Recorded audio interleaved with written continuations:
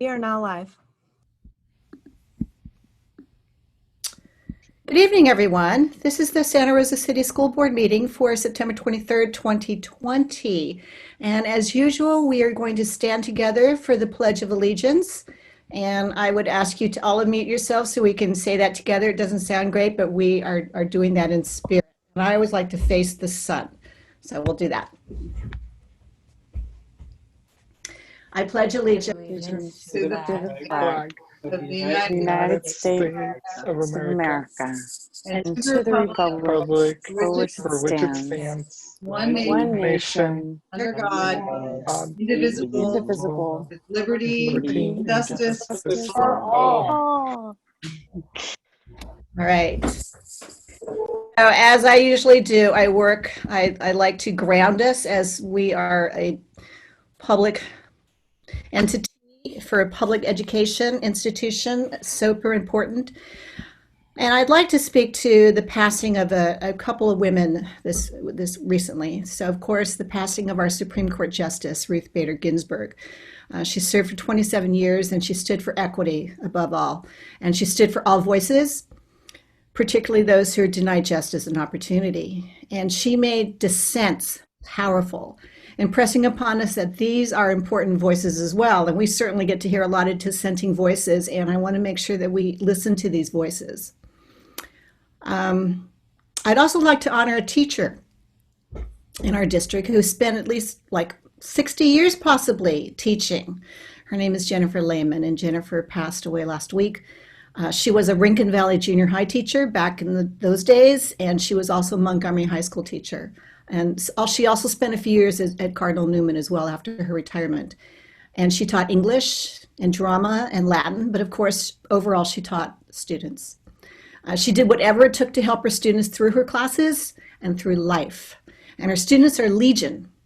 And she was the kind of human being who exemplified human kindness, keen observation, and grace toward all who ventured into her orbit, including new principals like me who actually got a lot of wise counsel from her and comfort. And I think that two of our board members also were students of hers. So I'd like to just ask those two board members, Director Close and Director McCormick, to just say something too about their teacher.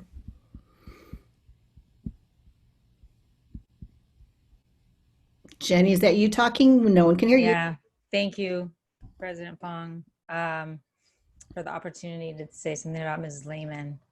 I was really sad to learn of her passing. She was, I only had her for kind of a year and a half for journalism when I was in the newspaper and at Montgomery, and then for a semester in a class she sort of made up. And she made it up to engage students who were otherwise not super engaged. And I will tell you that it was really one of the most special experiences of my entire educational career. And I could go on and on for a long time about it. But when I hear everybody talk about connection before content, that I think about Mrs. Lehman and her seeing us as individuals, really seeing us and responding to us as people. And so I am really grateful for her and for teachers like her. And I'm happy that she's being honored along with Ruth Bader Ginsburg, because that seems right. That seems right. They both encouraged you to speak out, and yeah, that's all. Sorry, Jill. Well, I agree with you so much. And I will just say that Miss Lehman was incredibly approachable. And she was a safe person to go to, interesting person to talk to, and always managed to kind of just, invite you in by talking to you about things she knew you cared about, and then kind of pushing you to, go out and try and get after those things and become those things. And I remember even in high school, when I was trying to figure out where I was going to apply to college and what I wanted to do and what I wanted to study, I knew I wanted to be a teacher because I had a lot of great teachers. And Mr. Cadell and Mr. Follett at Brook Hill really planted that seed early in 5th and 6th grade.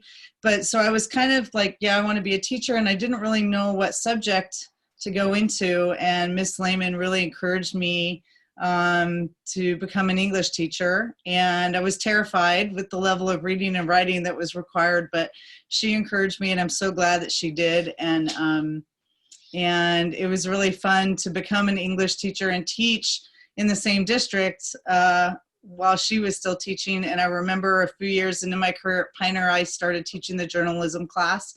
And she reached out to me and helped me with that too. So she was a teacher, a mentor, a friend, and then a tremendous colleague. And we're really going to miss her. She really had an incredible power of influence for thousands of students. So. And of course, there have been hundreds and hundreds of educators who have passed in our community who have been our teachers. And I just know that we honor them for their service. And that when people pass, it really is a good life lesson for us to remember their legacy, because that can carry on. So thank you, everybody, for listening to that. All right, so we have a report of action taken in closed session, and that was existing litigation. It was the Office of Administrative Hearing, case 2020060844. It was approved by vote in closed session. There are no items considered in closed session for action in open session. And do I have any statements of abstention from board members tonight? I see no hands and people shaking heads. No. Are there any adjustments to the agenda? And I see none. At this point, it is time for public comment for items that are not agenda items, and 3 minutes is what we're doing. And take it away, our moderator. Hi, everybody. So this is time for non-agenda items. If it's not on our agenda tonight, please raise your hand if you'd like to make public comment, and we will call on you when it's your turn. We'll have a timer for 3 minutes that you can watch on the screen, hopefully. And our first public comment will be Mark Faustino. Hi, everyone. My name is Mark Faustino. I'm a parent and a student and an athlete at Montgomery High School. I'm also the Athletic Boosters Club president. It's my understanding that there are protocols in place that would allow student athletes and coaches to get back onto the fields or courts, whatever venue they choose. These protocols were drawn up by the athletic director at Montgomery and are in line with county restrictions and guidelines surrounding COVID. In fact, these guidelines have been passed on to all surrounding schools, and all of these schools are actively using these guidelines and allowing their teams to practice within the guidelines. Even Santa Rosa City practice facilities are open and are allowing these teams to use the facilities. So my question is, why is it that Santa Rosa City School is the only district not allowing these kids and coaches to get back into practicing and doing what they love? Why not allow these athletes and coaches to get back out there? It seems that if we follow the guidelines laid out by the county and within these protocols that have been written up in detail, there should not be an issue. I've spoken with many parents and students, coaches, teachers, athletic directors. They all want the same thing. Every other school is doing. Please, let's get these protocols approved and these kids back to doing something they love, maybe even providing them some normalcy in their life. This seems like a perfect step to take surrounding athletics since they can participate outside. I'll end with this. Why is it that Santa Rosa City Schools is the only district not allowing these kids and coaches to get back practicing? If these guidelines say we can practice and the protocols are in place and all we need is a signature to sign off on this, why hasn't this been done? Thank you, and go Vikings. Thank you. Next is Veronica Jordan. Hi, good evening. Can you hear me? Yes. Hi, my name is Veronica Jordan. I'm speaking tonight as a parent of 2 elementary school children. We were informed by our elementary school this week that a decision was made between SRTA and the district to make back to school night only recorded presentations by teachers instead of live interaction between parents and teachers. I'm really sad and quite mad about this decision, which, by the way, I haven't actually seen formally announced. I'm calling to voice my concern about disregard for parents and families' needs during this crazy time for the simple act of canceling this important event. When else do parents have the opportunity to come together as a group to hear from our teachers, even though I understand it would only be via Zoom? When else do we ask live questions during non-working hours, remembering that we are all working during this time when our children are in school? When can we get guidance about how best to help our kids and what's been going right and wrong during the last month? I know you guys are all working on big issues, but I just want you to know that these little decisions make a tremendous impact on our trust, my trust in SRCS and SRTA to put our children and family first. I would appreciate better communication about why those decisions are made, and just to understand that it feels like a big deal. Thank you. Thank you. Next is Mandy Kelly. Good evening, board members. My name is Mandy Kelly, and I am a classified staff at Rankin Valley Middle School.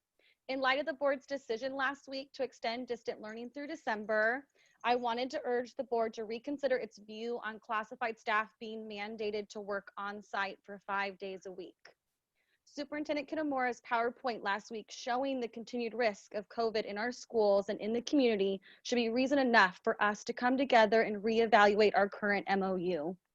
If it is unsafe to reopen the schools and is presumed unsafe for teachers to return on campus, it should also be considered unsafe for classified staff to return on site. Classified staff want to be treated fairly, and we want to be considered in decisions as much as teachers, but we're not feeling that. To make it optional for teachers to return, but require us, classified, to be on campus is simply unfair. You are making us jump through hoops to stay home when teachers are given the choice. How is that equitable? We understand that certain jobs of classified staff may result in our need to come to campus maybe several times a week. But for most of us, we can do our jobs from home in the same way we did it last year during distant learning. We ask that the mandate for every classified staff member to be on site for 5 days be reviewed and reevaluated. Please allow us to work from home as much as we can. Allow those of us who need to come in to complete work to do so. Show us that you support classified staff and show us that our safety does matter. Thank you. Thank you. Next is Amy Bowen. Am I unmuted? Thank you. I'm a parent of a senior at Santa Rosa High School. Here's the main point I'd like to make that I think I've made before, but this is really urgent now.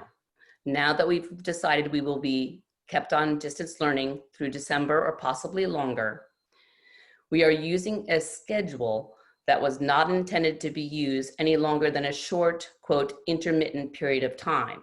It is urgent that the return to school plan and its included memorandum of understanding be revisited and the schedules therein be revisited for our students. Our students are losing valuable instructional time, and curriculum is being cut from every course, especially at the secondary level, but I believe it's being cut at all levels. Please review the daily teaching live interaction schedule and the fact that we have no instructional minutes on Wednesday, which are currently reserved for professional development. I'd like it to be considered that while professional development is valuable, there will come a point where the need for reinstatement of instructional minutes is more important than the additional benefit of continuing professional development on every Wednesday. Please review for the importance of our students' educational and instructional time. And I want to back up to previous speakers. I second the need that we need to be able to put some county protocol guidelines to reinstate practices. That's just ludicrous. We have dedicated, careful coaches that are willing to follow protocols so our students can get back to some semblance of normalcy, and to leave them hanging like that is not fair to the schools, not fair to the kids. Also, this is the first that I've understood that our back to school this night will be a webinar only with no interaction with teachers. That seems absurd to me, especially given all the questions that people will have on distance learning. Thank you.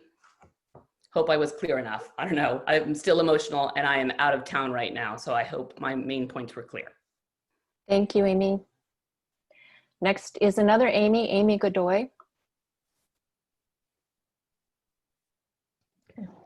Good evening. Actually, I'm speaking with my wife here. My name is Luis Godoy, and I have a student at Montgomery High School going into 10th grade. Thank you for your time. I know we're facing some challenging times with new protocols and viruses and things like that, but my concern and my request to this board and body is to please allow the student athletes continue to practice as all other schools continue to do so.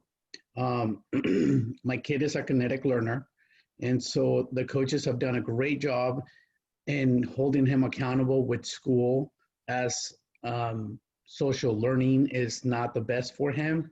Also, I think that when they go out to practices, the social emotional learning that they get one-on-one or face-to-face with students is crucial for most kids.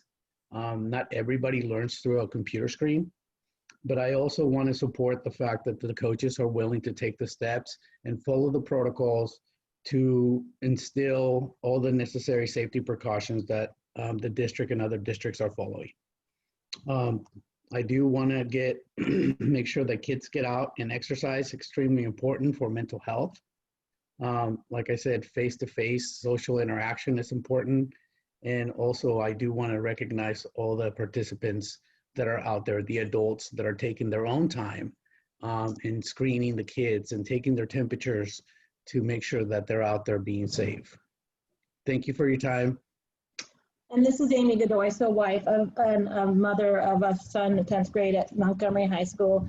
I did want to echo my husband's concerns of getting our kids out to practicing, but there's so much involved in a full child, and academically learning through a computer is one thing, but we're looking at a whole child, physical, emotional, social, you know, their cognitive development, and we're missing a lot of those buckets when we're talking about physical and emotional and social are not being educated. Like my husband said, our son is a kinesthetic learner, so he's had a pleasure of having a coach who's actually cared about him and actually getting him back to football practice, because my son has only been able to connect with that teacher, it's a coach, mind you, to get him successful. This year, he's already failing, and the coach was the only one who was successful in helping him. So out of all these teachers, that was the one person who could help him. So it's really important to get these kids back to football. Thank you for your time. Thank you both. Next is Sabrina Abraham.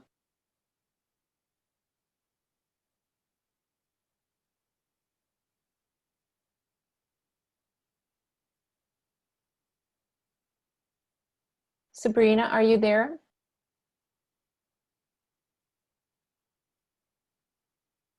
If you could unmute your microphone, if not, we'll come back to you.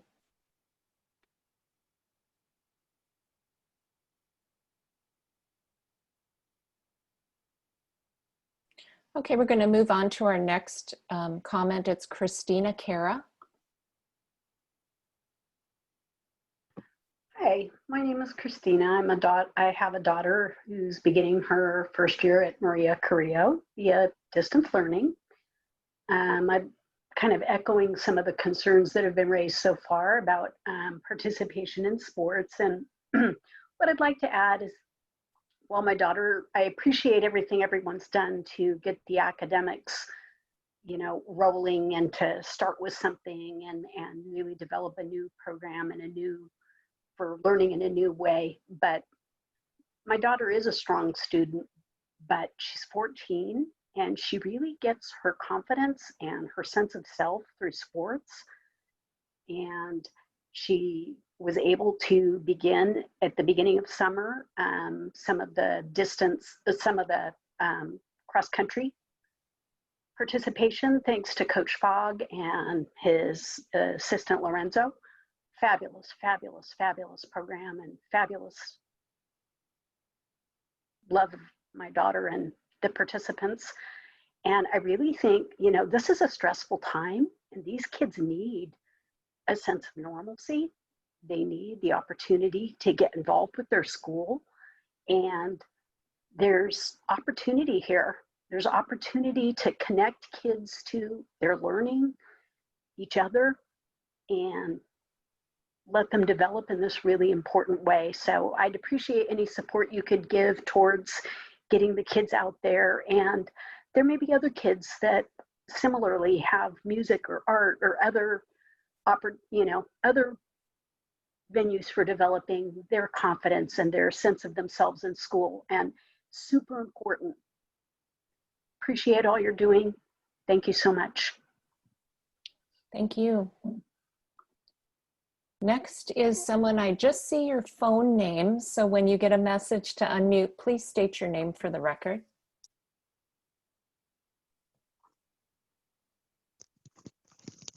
Sabrina Abraham. Great. I'm sorry, I haven't done Zoom before, so I was having issues. Could you close your computer if you Yes, have I a am. computer nearby? Thank you. Thanks. Yeah, thank you. So I'm a grandmother of a senior at Montgomery High School. And my grandson has played football for the Stallions and for Montgomery for a total of 11 years. He loves football. He does great academically. He has A's. So he has a chance to get a scholarship because of his academics, but also because of his athletic ability. And some students that had the chance for scholarships just for their athletic ability as an attraction to colleges, their scholarships are at stake if and when we're not able to practice and get prepared for hopefully the upcoming season that's supposed to start in January. I know that neighboring high schools that we play on a regular basis, Windsor High School, Casa Grande, Healdsburg, El Molino, Cardinal Newman, and Rancho Cotati, all have been practicing for at least 3 weeks. Some of them even have cheer practice going on. There are schools outside of our county, just at a glance. We played San Marin before, Oakland High School, and Campo Lindo and Moraga, and they've all been having practices, and actually some of them had summer camp for football. So what I'd like to ask is that we have the opportunity for our children and grandchildren to begin practices and training.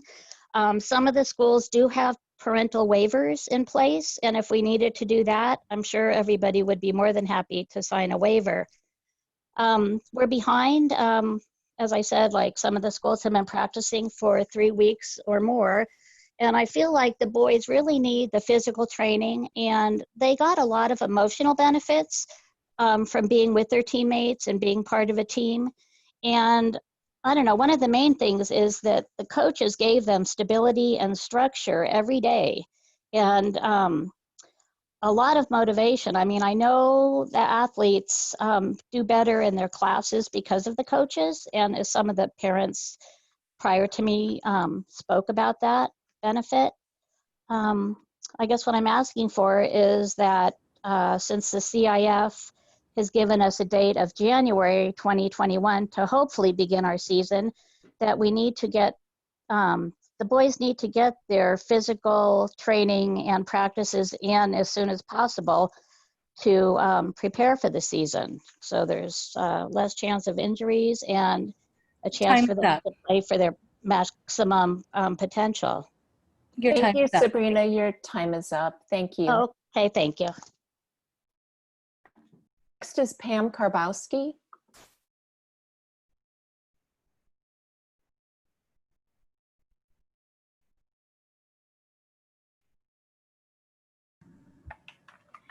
Good evening, Dr. Kitamura and board members. My name is Pam Karbowski, and I am a PE teacher at both Brook Hill and Biella Elementary. I'm going to keep it simple tonight. I just want to say thank you. Thank you to everyone in the education world. Thank you, parents, for working not only as parents, but as teachers as well. Thank you, administrators, board members, for doing what you think is safe and for what you feel is making the right choices. Thank you to my principal at Brook Hill, Indy Monday, for taking the time to help me after our staff meeting today with Google Slides. You are awesome and a true leader. Thank you, Jill McCormick, for attending one of my 4th grade PE classes this week and working out with me and my students. Thank you, teachers, for leading professional development days. Thank you for sharing your knowledge. Thank you, Will Lyon, for leading the SRTA Union. We appreciate all that you do. Let's continue to remind ourselves of the simple things in life that we should be grateful for. One being, we are alive and persevering in this unexpected time of life we are currently living. Sometimes the simple things really turn out to be the big things. Thank you. Thank you. Next is Lynette Casey. Good evening, board. Thank you for everything that you do. I mean that from the bottom of my heart. I know you guys work forever and I appreciate it.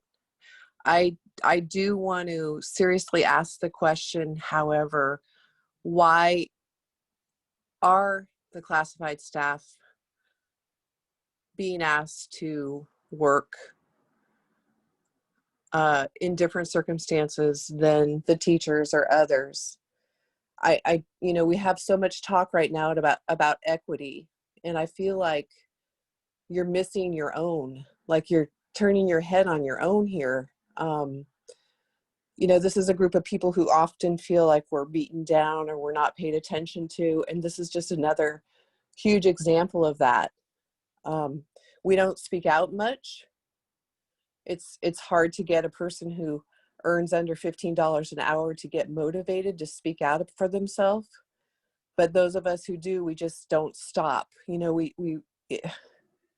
It's really, really hard to understand how you can ask us to be there when if it's unsafe for others, why is it safe for us? We have to show a doctor's note if we're not there, and it just doesn't seem fair. We can go in other times or sporadically. We can do like the teachers do, but we're not being allowed to do that. I just really want you guys to ask yourselves, when we're done, how is this working for us, the classified staff? We are getting our jobs done, and we will continue to do that, just like we did at the end of last year. And I think that's all I really want to say. I just really want that point to just resonate. Why are we working at the school when no one else is? Or when very few are, or if it's unsafe? Thank you. Thank you.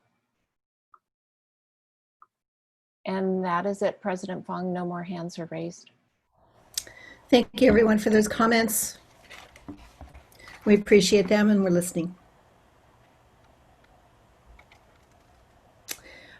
It is time for reports, and we are going to start with the SEA Chapter 75 report.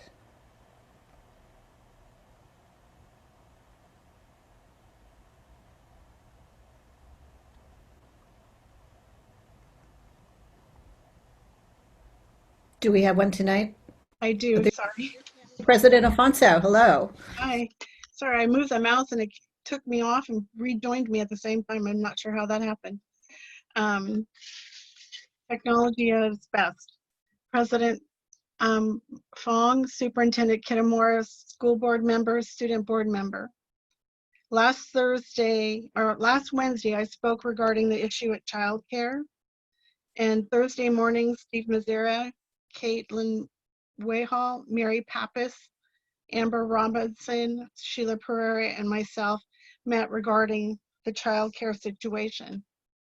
Amber explained the schedule regarding paperwork or pre-work, instructional time with the teachers, more seat work time, more Zoom time with teachers and PE. What we realized is what we need is to have instructional assistants working with the students. Steve and I, during that meeting, discussed that we would meet along with Cindy Brennan and determine which would be the best instructional assistant position to use. And we will be doing that shortly.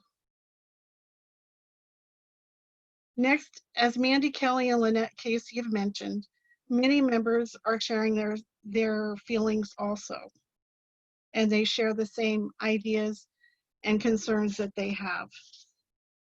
I look forward to our next CSEA district meeting to continue this discussion and coming up with a solution that will keep us all together. Thank you. That's it for tonight.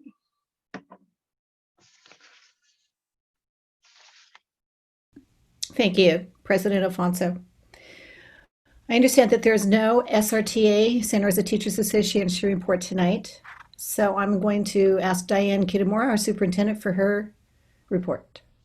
Good evening, everyone. I actually wanted to talk about conditioning for athletics tonight. So I thank the parents and various people who have brought this up. The athletic directors met today with our director of athletics, Elizabeth Evans, and our COVID coordinator, Caitlin Wayhall. So as soon as people are trained on the protocols and we're ready to go, it's a little different than in the summer, the protocols that were used for summer conditioning.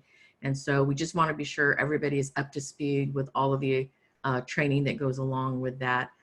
We also are doing checks of water fountains, bathrooms, all the things that are necessary in terms of having athletes back on campus to condition. We are not opening up for the public, however. I want to make that very clear that this is only for our athletes right now and for our use, but not for public use yet. We need to keep the traffic there as low as possible and really focused on our kids. So that's good news, and I'm glad the parents came because they got to hear that we are going to be starting very, very, very shortly. So, and I agree 100%. This is going to be an outlet for kids who are participating, and maybe it's going to bring out more kids to participate because they want to get outside and get going, which would be fantastic.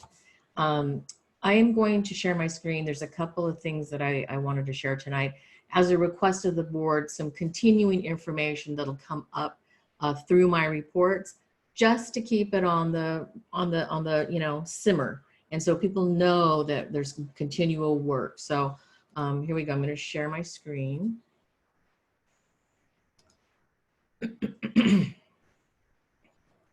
And the first one is I want to share on a regular basis. Can everybody, Lori, can you give me a thumbs up if you can see my screen okay?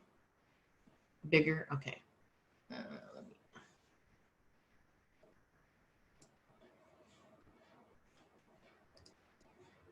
How's that? Good? Okay. So just to show you what our enrollment is right now, projected, actual, and then projected versus actual. So you can see the elementary overall, we are down that 262. Charters were down 76. Middle schools were down 18. High schools were up 59. And so our total negative is 297, almost 300 students from what we projected to what we have actually.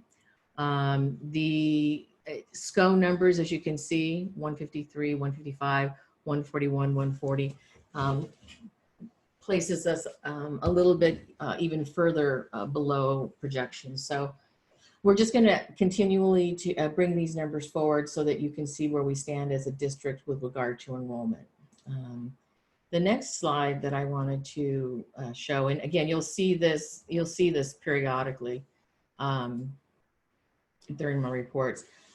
This one you're probably going to see every time in my report. I'm going to do updates on boundary where we are, because the meetings between the committees as well as the committee, the small committee, and then the larger committee are going to really be going strong here October, November.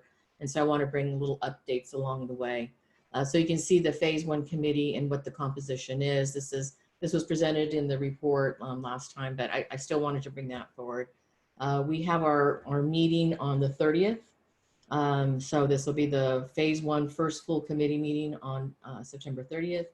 And then phase 2, this is the breakdown of the phase 2 group.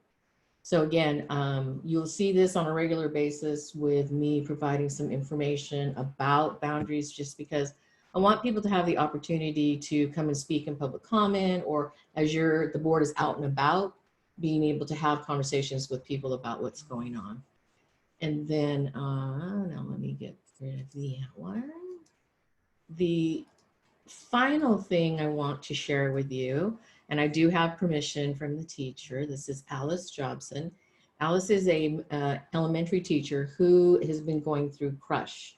And I just want to spend 4 minutes with me to see how she incorporates crush into her reading assignment, or her read aloud right now. So let me make this a little bigger. Let me do this. And in honor of Latinx Heritage Month, I wanted to share with you a story written by a Latina author. Her name is Monica Brown, and she wanted to write this book to share Latino stories with kids. She was inspired by a real life mobile librarian named Luis Bojorquez, who did go around and bring books to children and people who would not otherwise be able to get to books in really rural parts of Colombia, which is another country. So I wanted to share with you a story that really lets you look inside. It's a really beautiful window story for many of us, but a mirror story for some of us, to look in and see the experience of other people in other places. So I hope you enjoy this story.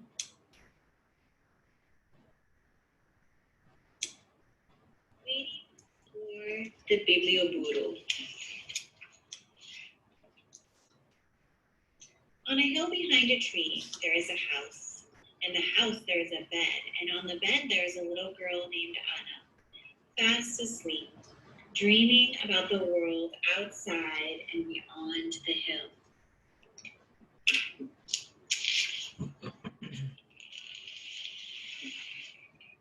When Anna wakes up to the roosters, kee-kee-kee, Papi is already at work on the farm and Mommy is busy in the garden.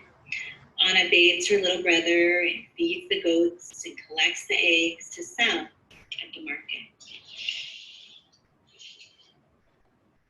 After breakfast, Anna and her mother walk down the hill. Anna closes her eyes against the sun and wishes she was back in the cool of the house with her libro, her book.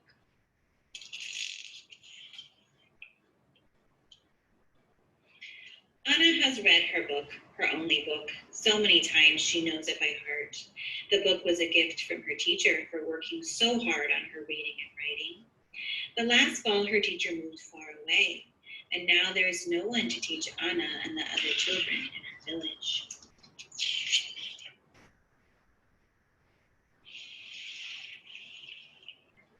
So at night, in her bed, in the house on the hill, Anna makes up her own cuentos and tells the stories to her little brother to help him fall asleep.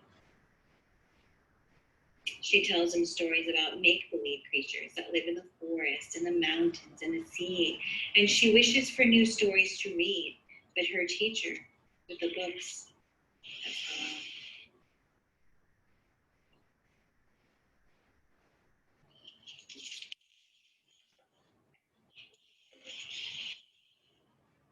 One morning, Anna wakes up to the sound of tick-a-tack, clip-clop, and a loud ee-yaw, ee-yaw. And when Anna looks down the hill below her house, she sees a man with a sign that reads Biblioburo. With the man, there are two burros. What are they carrying? Libros, books. Anna runs down the hill to the man with the sign and the burros and the books. Other children run up to him too, and skipping down hills and stomping through fields.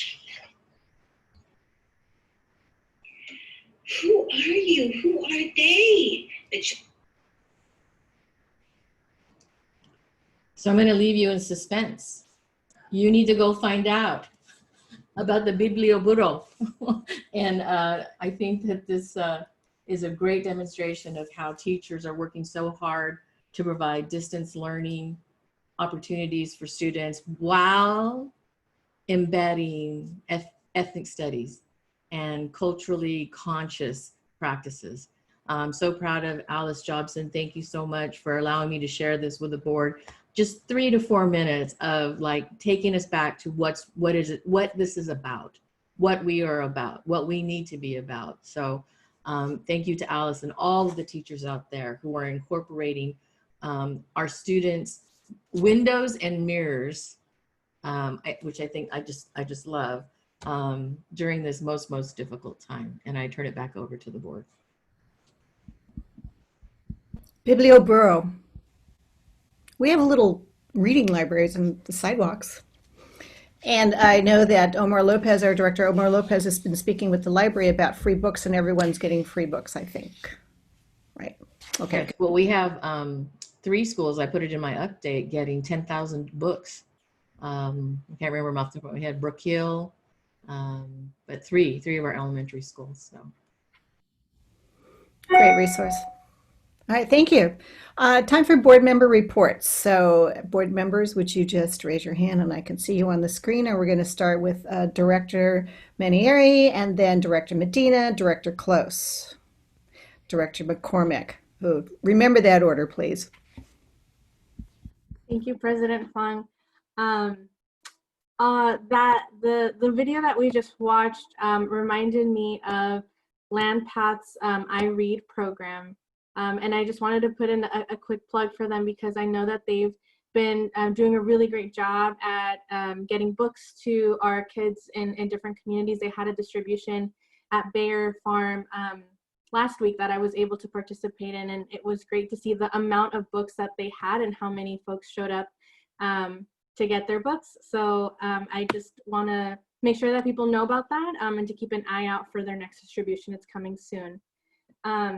I wanted to also remind everyone that we all have 7 days to complete the census. So it's really, really important that we go to the website, or if we have the little blue cards that we got in the mail, there's a phone number that you can call. But it's really important that we all take the census because it has a really, really big impact on our community, especially on our education system here locally. So if you haven't done your census yet, you can do it online at 2020census.gov.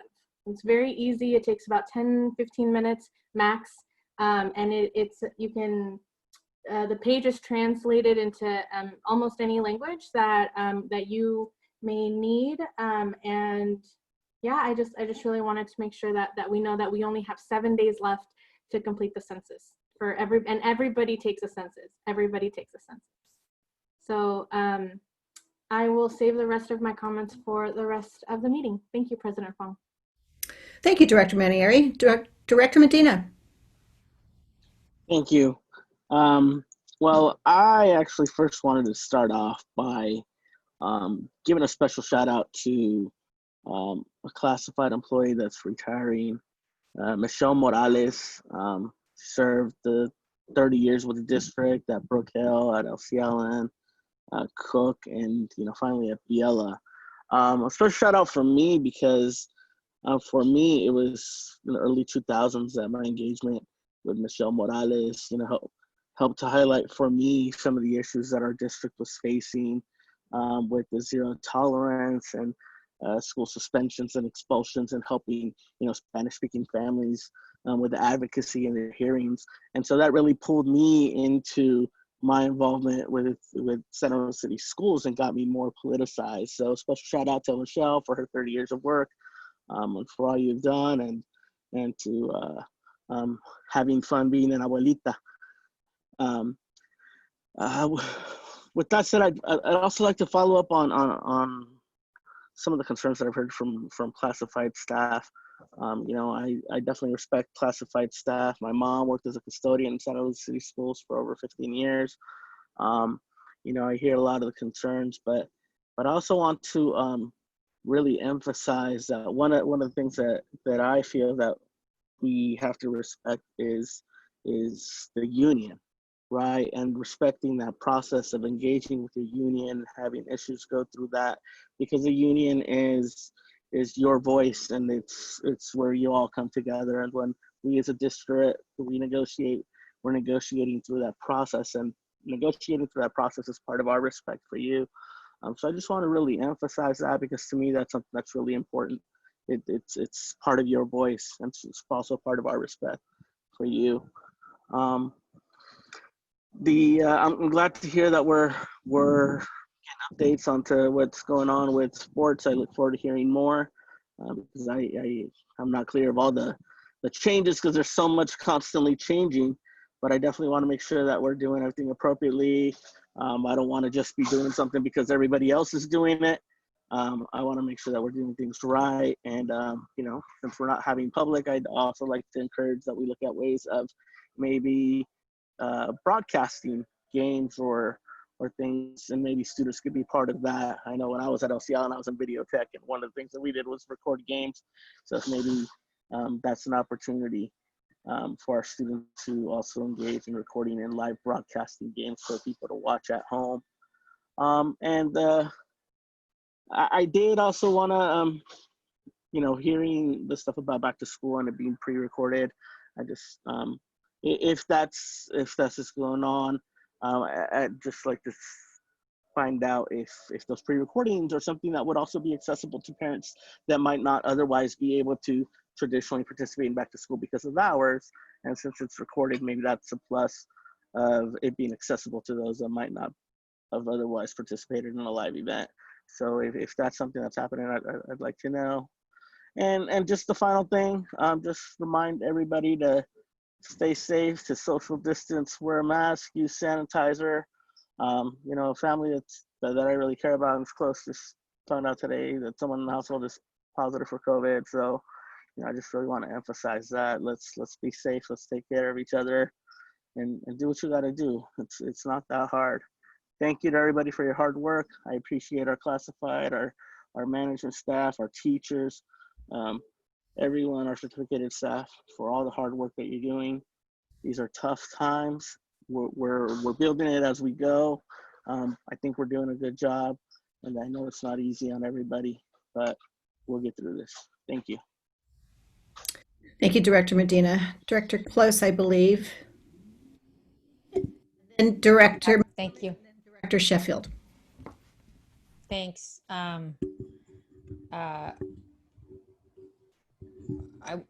Real quick, I'm gonna be a quick one. Generation Housing is having a Youth in Housing Town Hall next Thursday night, October 1st. And it's an opportunity to hear from some young people about how our housing crisis is impacting them here in Sonoma County, their concerns, their experiences, their fears, and then also an opportunity for some policymakers, and I tried to pick some of the younger ones, to talk about how youth can impact them and how youth can raise their voice, because this is an issue for our future. Housing is an issue for these kids' future, all of them. And so we want kids to come to learn how to, or young people to come to learn how to engage, and we want adults to come to listen to these kids. So I'm going to put it's at generationhousing.com. You can find, or .org. You can find our, all our events, but I put in the chat, oh, that's to panelists. How do I do this to everybody? I'm putting the chat here. A link where you can register Thursday night, 6 o'clock.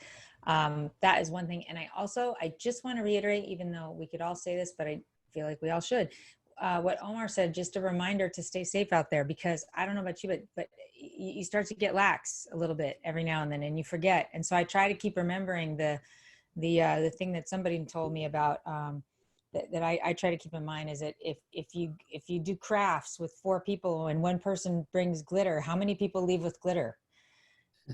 The answer is everybody. So deglitter, keep deglittering. That's funny. That's true. Director McCormick.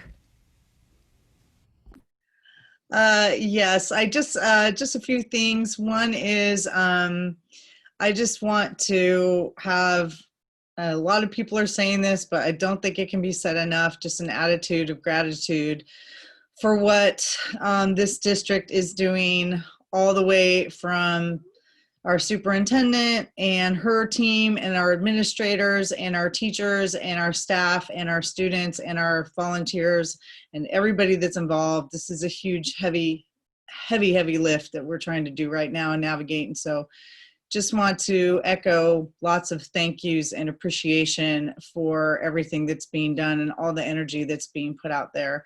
And thank you for highlighting Alice and her sharing those stories. Just the energy and thoughtfulness, you know, that being a reflection of what our teachers are doing right now is very powerful. And I am so thankful that Coach Karbowski invited me to participate with Biela's 4th grade PE class this week. And it was so rigorous that halfway through I ran back in to get my iWatch so I could count the calories because I was sweating in my garage. I could not keep up with these 4th graders. And I definitely couldn't keep up with Coach Karbowski. She brings the energy for sure. And my favorite part of the whole thing was at the end of it, she allows everybody to unmute and they grab their water bottles and they all cheers to each other for a good day with their sweat towel and their water bottles. And I just thought it was really awesome how she found a way to connect with them when they all signed in and then get to the actual physical fitness of the day and then can reconnect with everybody before they signed out. And it was a powerful 30 minutes. And again, if that's any reflection of what's going on in our classrooms right now, it's very exciting. And I'm just thankful for that. And then the last thing, actually 2 things. One is I'm excited to hear that we're taking some steps towards some socially distanced athletic conditioning for our student athletes. I could not be more excited to hear that. I think it's a real tether for our students right now, and they do need to get up and be physical and have a point of contact, a socially distant point of contact, but still very excited we're taking steps towards that. And then my last thing is if you haven't already done it, register to vote. And our high schoolers out there, if you haven't checked out the Register at 16, Vote at 18, go do it. Get registered. That's it. Ditto to all that. Are you as fit as a 4th grader?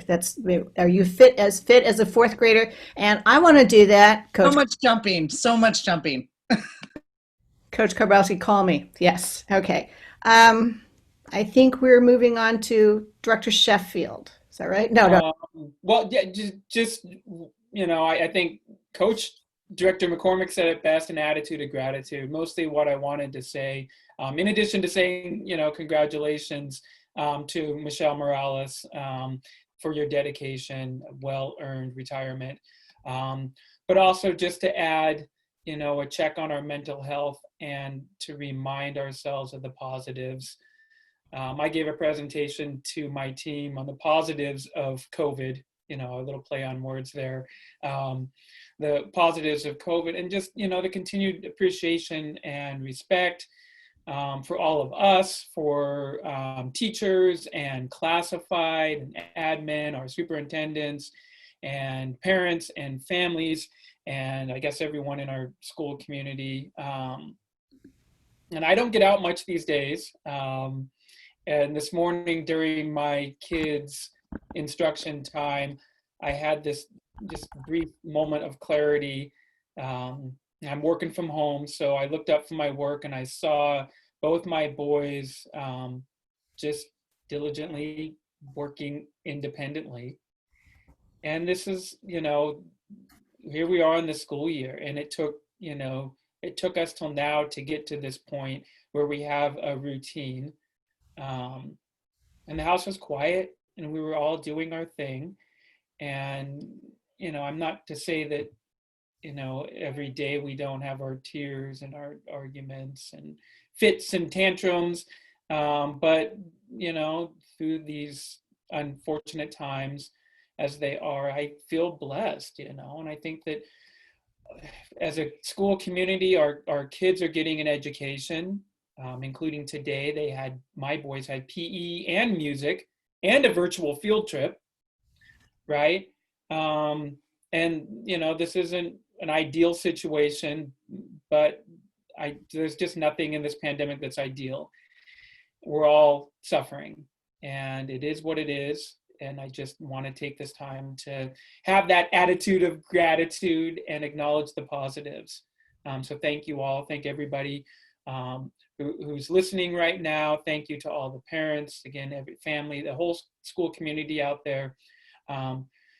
We're hanging in there. We're doing all that we can right now. So just appreciate all of you.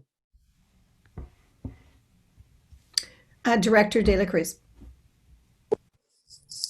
I'm going to jump on the gratitude bandwagon, and I want to do a couple of shout outs. Mr. Decker, you made a little 8th grader this year feel like he could tackle a bassoon in the middle of a pandemic with no like actual in-person instruction, and like the joy and happiness at thinking that like he could play a new instrument with no teacher in person, and that he actually feels like he could do that is due to your joy and enthusiasm and your belief in your students. And so I just want to do like woot woot, Mr. Decker. And then I want to do another shout out to Ms. Meisty. I think that's your name. You're a new teacher at Santa Rosa Middle, and your first week in class, again, like just kind of joy and happiness and excitement for learning that you inspire in my kiddo made the beginning of this week just gold. So, you know, and same, my kid went on a virtual field trip last week and came back sweaty and happy and just as tired and hungry as she would have been had she been on an actual bus to Westminster Woods. So I just, you know, something good is happening. And, you know, when something good isn't happening, thank you for sharing it so that we can hit it and we can know about it and we can make sure that we shine lights on those things that we need to see better and understand better. So I just want to give an extra special shout out for the people who continue to reach out and text and believe in the system and know that, you know, when you're elevating something, it is our job to make sure that it gets fixed, so that all of our kids can have that feeling of joy and excitement and si se puede in the middle of a pandemic on Zoom. So just thank you so much for all of your work, for all that you're doing. Diane and crew, thank you. Adelante. All right, any other board members? Am I missing any hands? Speak up. Okay. I do not have a report tonight. I think I used up some time at the beginning. And we have no CSBA report tonight. So that moves us straight to our E items, our discussion and action items. And we are going to start with E1, which is an action item, the approval of a resolution recognizing September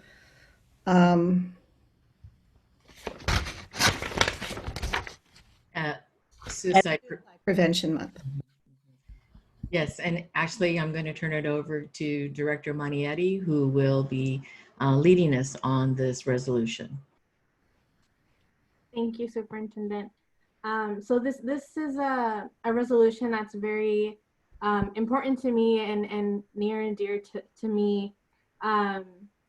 Suicide Prevention Awareness Month, you know, I think is really more deserves more recognition and more awareness than it probably gets in the month of September. A lot of us have been touched by the reality of suicide, whether it's, you know, someone personal, close to us, or someone we know. In my family, it's actually been something very, very prevalent, which is very sad, but it's the reality. And I think that right now during COVID, we need to raise awareness and we need to be aware of the different signs of suicide, and to not stop talking about it. We need to keep talking about it, and we need to educate each other and the community and our students about this reality, and more importantly, listen and be empathetic and all those things that that destigmatize mental health and destigmatize this conversation. So with that said, I'm actually going to pass it over to Direct Student Board Member and Director Omar Lopez. Thank you, Director Manieri. For me, one of the biggest things about mental health, especially right now, is the fact that so many of our students are at home, and we don't always know what home life is for these students. And so if, the unfortunate reality is some of these students are probably in a home environments that are not safe and that are toxic for them. And not just being forced to stay in these environments, but they lose the ability to have a base with friends or teachers outside of home. And because they're not engaging with their teachers in a lot of the same ways that they have in the past, we lose the ability to keep an eye on them and making sure that they're doing well. Along with that is just the reality that this pandemic causes stress for people, especially our students who are losing social interactions and the ability to go outside in many ways. And so I think suicide prevention and the awareness around it is super important, especially right now with our students and just the community at large. Thank you, Ahmad.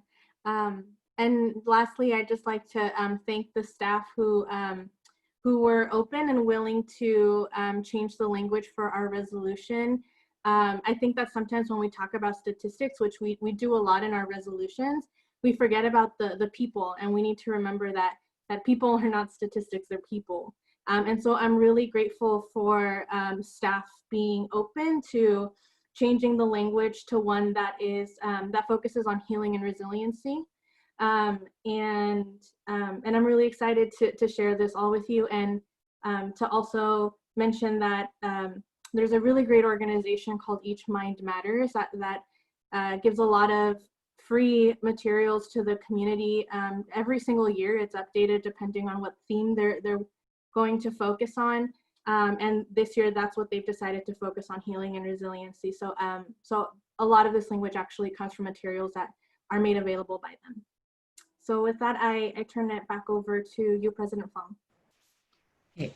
President Fong is offline and is trying to get back online. So that means Vice President Sheffield, you are in charge. The power. You the are power. in charge. All right. Assistant Superintendent Cesar, did you want to add anything to this item?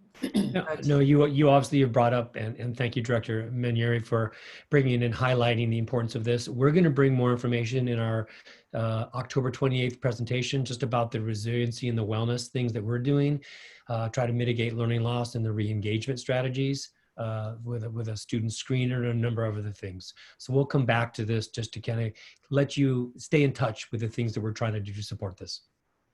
Great. Okay, Vice President Sheffield. All right, so this is an action item and we're looking for a motion on item 1, approval of a resolution for September prevention. Vice President Sheffield, I was actually raising my hand. I want to make a comment, but I'll make Oh, the yes, motion I'm sorry. and then speak, and that's okay. And then speak to my motion just to keep things moving. And I just think I appreciate Director Manieri's introduction to this and us having this on the agenda, and her mention that is something that we need to just talk about as much as possible and destigmatize so that people feel safe who are struggling with this. Because she mentioned that she'd had suicide in her family, and I didn't until we did with the last person we would have ever thought, and so that happens, and so we do need to be talking about this. And so I'll move approval of this item, of course, and but I just wanted to ask with everybody on the screen if everybody who's had suicide touch their lives, if you'd raise your hand.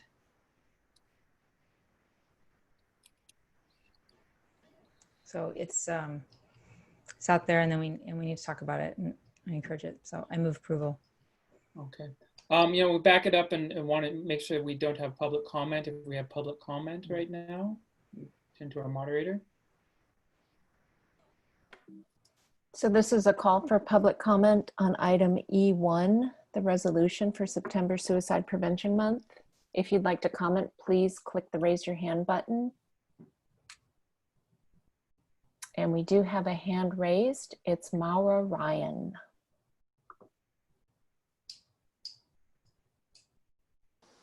Hello, I just want to thank you for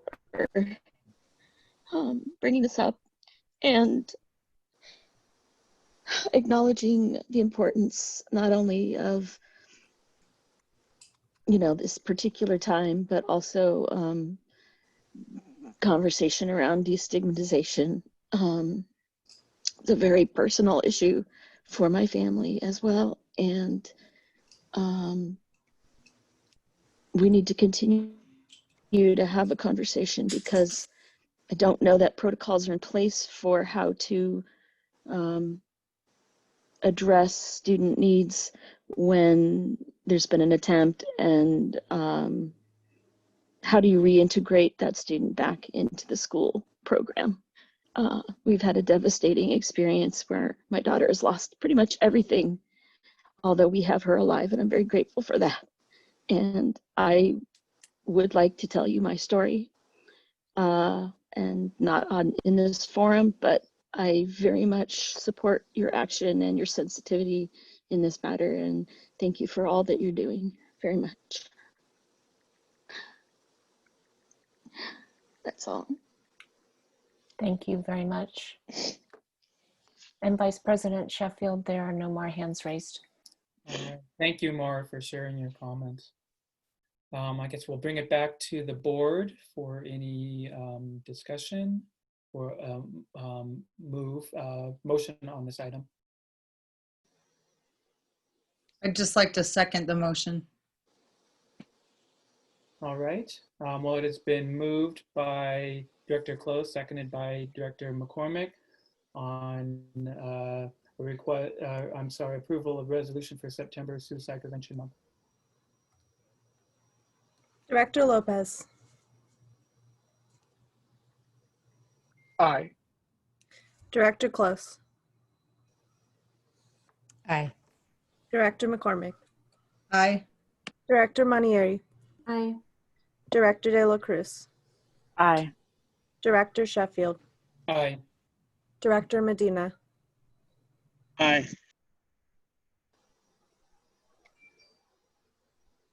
And President Fong has not jumped back on.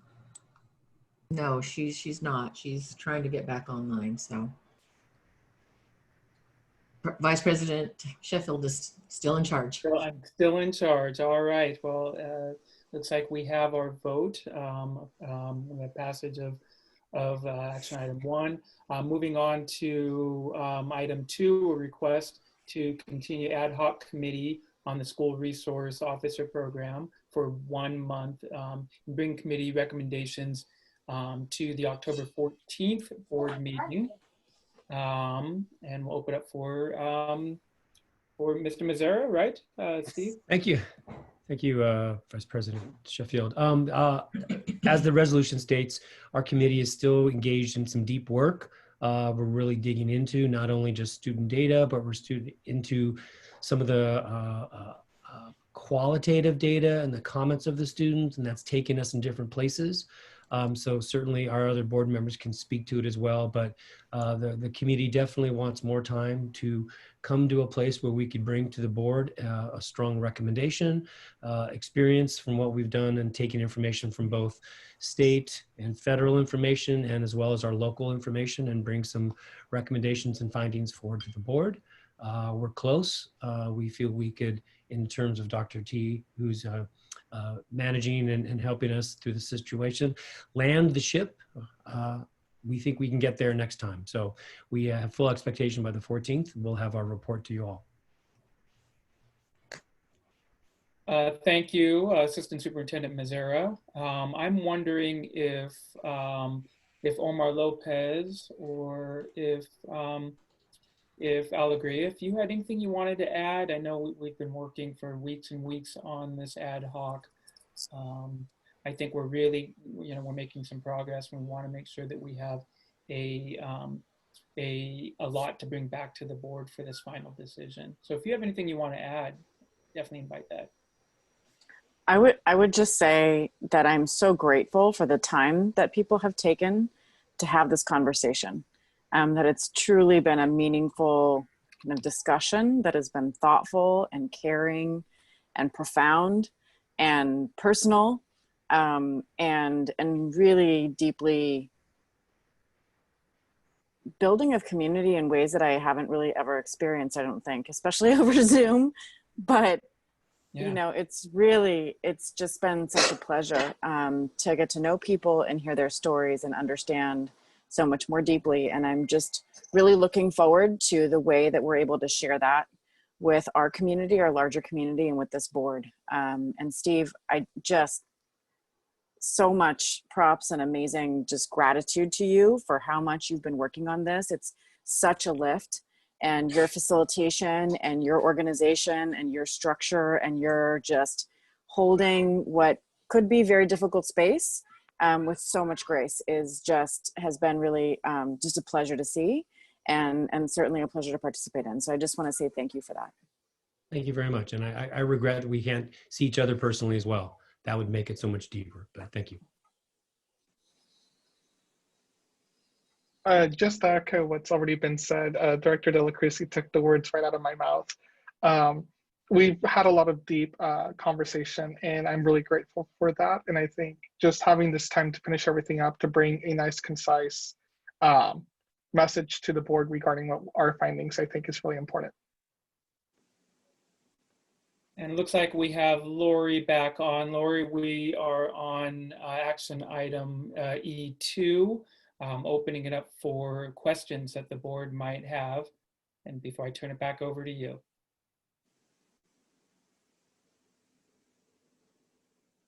Any other questions? Looks like Director Medina has a question. Go ahead. Yeah, so it's not actually a question. I just want to take an opportunity to thank all the members of this committee for all the time, effort, and hard work that you're doing and putting in. You know, unfortunately, the Brown Act won't let me participate, but I'm really looking forward to hearing what comes out of this, and you know, the time that's needed.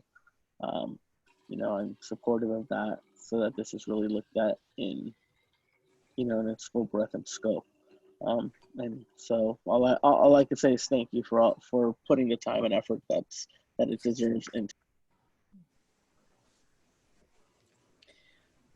All right, so I don't know what you guys all said, but I will give great appreciation to this committee, and it just takes this long to do work right. And I actually told the committee that I think this is the best example, maybe I've told you already, this is the best example of community grassroots organizing and communication with heart and patience and listening to understand and telling truth and honest. And it's taken this long, so thank you for the extra time. And thank you to all the committee members who signed up for, I think, 8 meetings, and now we're on like meeting, I don't know, 12 or something. So it's really gratifying to work with folks and listen to them and have people hang in there with us. So just great appreciation also for Assistant Superintendent Steve Mazzira and our facilitator, Dr. Tim McCartney. So are we done with the discussion on this? Yes, you're nodding. Okay. It's an action item. Oh, do we need public comment? So if you'd like to comment on this item, item E2, please raise your hand at this time.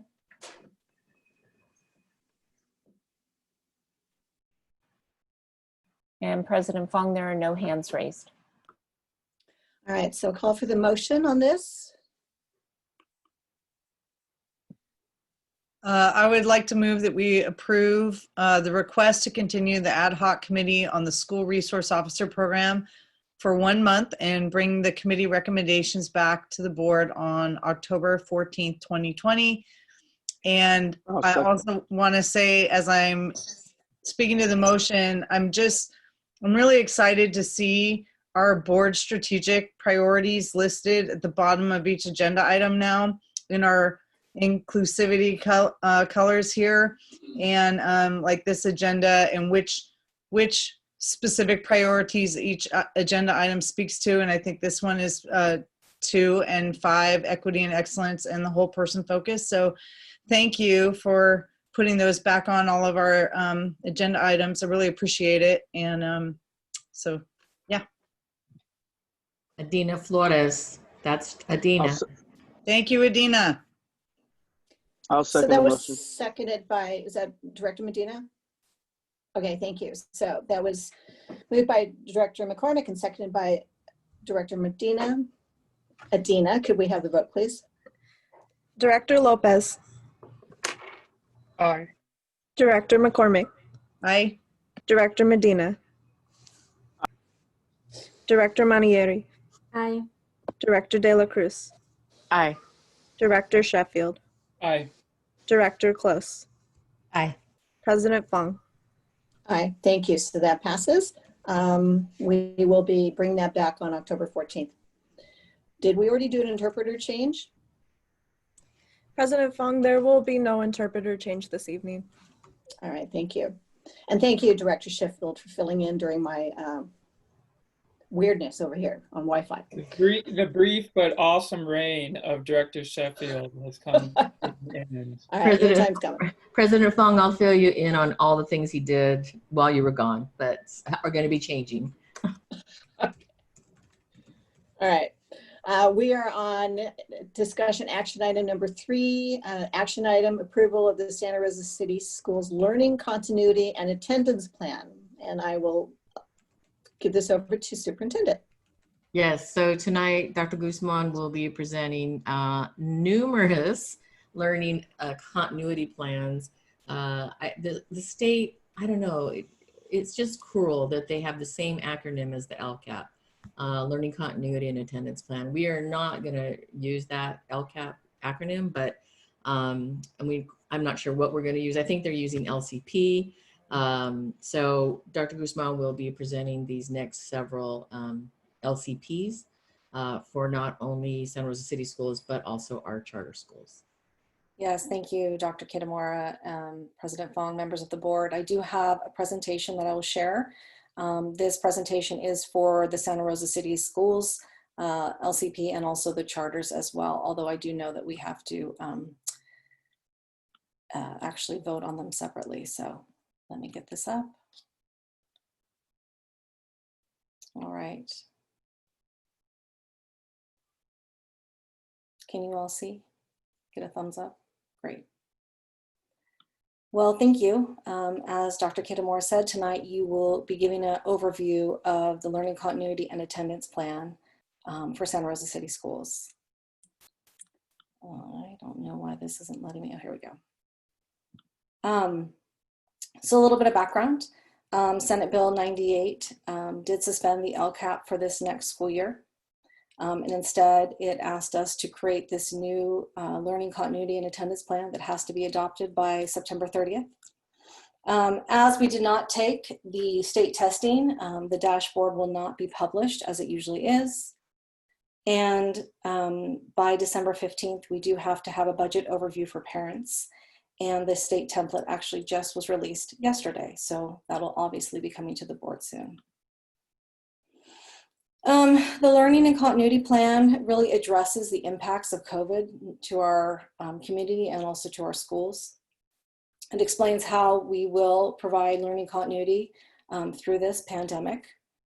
And it's really important for me to point out that 95% of this plan really comes from our return to school plan and is aligned with our mission and vision and our priorities that you set forth last year.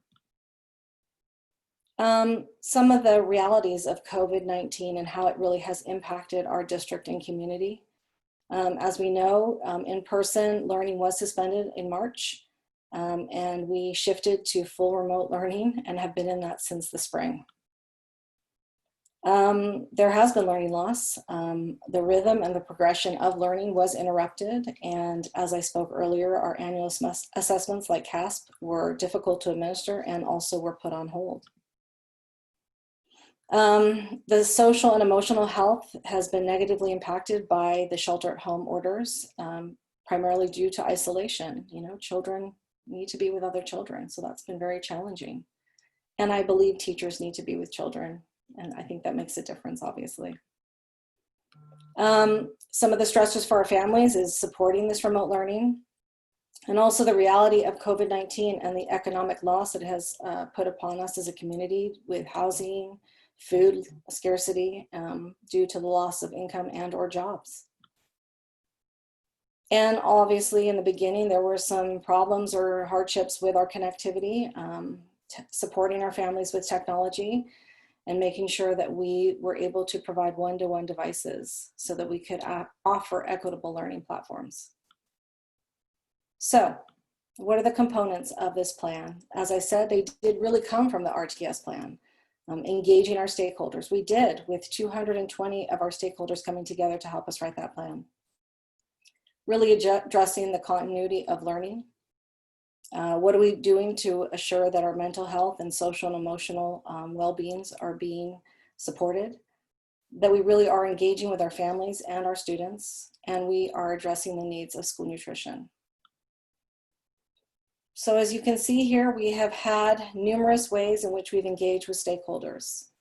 We have had board meetings, we've surveyed, SRTA has surveyed, an extensive return to school plan with 220 members, special board meetings, Q&A sessions with both classified and certificated. We really felt it was important to be elbow partners with our community to be able to hear and to address the needs of the totality of the system. So what makes up the continuity of learning? These different pieces that really address that we are looking at the different ways in which we're teaching and making sure that we adhere to the California state standards. Some of the actions we've taken, as we talked about tonight, we have a new COVID-19 coordinator who has been a huge assistance as we move through even just talking about sports, right? To make sure that we're adhering to the protocols and procedures. Mr. Edson and his team has done an amazing job providing additional Chromebooks and hotspots, which has really improved our infrastructure and connectivity to make sure our students and our teachers are getting what they need. And also we have a brand new instructional materials process, which we're super excited about, that we rolled out to principals. And we are hopefully our principals will be rolling out to their staffs, and really which we can talk about the software and supplies that we need to be able to support remote learning. And so tonight there are some contracts that you will see that are actually there to support the RTS plan and also this continuity of learning plan. We also have plans to address the needs of our English learners, students with IEPs, foster and homeless, advanced learners, and students who are on independent study or home and hospital. We also have specific strategies to identify learning loss and with formative assessments and different types of performance tasks to measure the effectiveness of how our students are doing, and also identifying how to fill in the gaps of that learning loss. And I know we've talked about it before, but I'm super proud of our MOU and the fact that we do provide time for our teachers once a week to participate in professional development. And as Coach Karbowski said, we should be very proud of our teachers teaching teachers. You know, one of our tech TOSAs, Linda Kay, is leading anywhere between 15 to 20 of our teachers each week to provide very, very strategic technological supports for our staff. And it's super exciting as we're digging deeper and moving from technical sort of aspects to more adaptive. And so I'm super proud of this professional development and how it's supporting our teachers. These next two slides, I'm actually going to turn over to Mr. Mazzara. Thank you, Dr. Guzman. As previously mentioned in a resolution, that there are a number of significant supports that we're doing to kind of promote this part of the learning continuity plan. We're going to, again, dig into those in detail on the 28th, but it comes under the context that the board worked on last year, and it's really give ourselves a strong MTSS system. That MTSS system allows us to really accurately and timely use our processes to get students the services they need when they need it. That'll be very important in the next slide about our re-engagement process. The other thing that's very significant is we already have many services that we haven't had in place for many years. The counseling situations that we have, the clinicians that we have, we're approximately about a 350 academic PPS counselor to student ratio in this district. All those things are the systems that we've had set up long in advance. And then we add into that the things we've done with our wellness center, our Best Plus grant that we had for many years, and that all comes together, and I think is probably the strongest, certainly in this county, social emotional structure that we had, and we're very grateful to be able to implement this immediately in this time. Please, Dr. Guzman, the next slide. Yeah. And then added on to that are the processes that we've done through attendance and the outreach that we've done. We've taken what was an attendance process under chronic absenteeism and delving into the situations that create that, and we're turning it into a re-engagement strategy. So we're very grateful. I don't know if I'm going to get fined for this word, Dr. Kitamura, but we've pivoted very well with the systems that we've had now in place. And the new pivot on re-engagement, we were right there and ready to go. And again, we'll give you much more details of what we're doing on that on a daily basis at the end of the month. Thank you, Mr. Mazzara. And so the last piece in this plan is really to talk about the school nutrition and what is done and what do we continue to do. And I know a couple board meetings ago, Director Burke was able to really dig deep into this work. And, you know, what I appreciate the most is number 2, from March 23rd to August 14th, we served over 500,000 grab and go meals. And that is something that we should be super proud of as a district. And the other piece that I appreciate about all of this is that we are continuing to offer meals up until December 31st, but I believe that date might be changing. So hopefully they'll continue. And also, I can comment on that, Dr. great. Guzman. Yeah, you want to speak to that, Mr. Edson?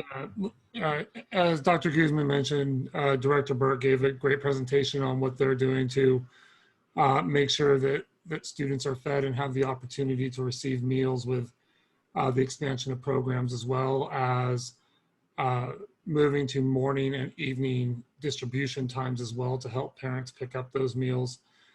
We got word yesterday that the pandemic or PEBT program is also going to be extended, ensuring that our students 18 years of age and younger are able to receive those meals for the foreseeable future, which is just great news, and credit to Ed, his staff, the staff at the school sites that are reaching out to families, that are helping with this process, just taking one of the pressures some of the families have about food, making it a non-issue in some cases, or dramatically helping. So more to come on that, and we'll continue to monitor this program throughout the year. And lastly, the last piece I just want to share is that Director Burke is continuing to outreach to make sure that more meal applications are completed. And in fact, one of our principals yesterday admitted that his calling several times, she actually went and did so for her family. So we know that this is working even for our employees within. So we're, you know, thrilled. What are the next steps? So tonight, hopefully you'll approve the plan for the Santa Rosa City and the charters that will follow. We do have to submit the plan to the Sonoma County Office of Education within 5 days after approval. And like we always do, we are continued to be guided by the MVP. I think Mr. Lyon has spoken to the importance of our collaborative relationship and how it's really strong, and how we'll continue to do that, not only with SRTA, but also with CSA, because that's important as we maneuver through this together.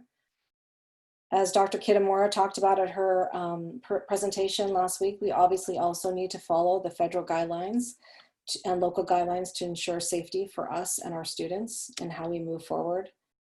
And because we are continuous learners, we always engage in the cycle of inquiry to identify and resolve these issues.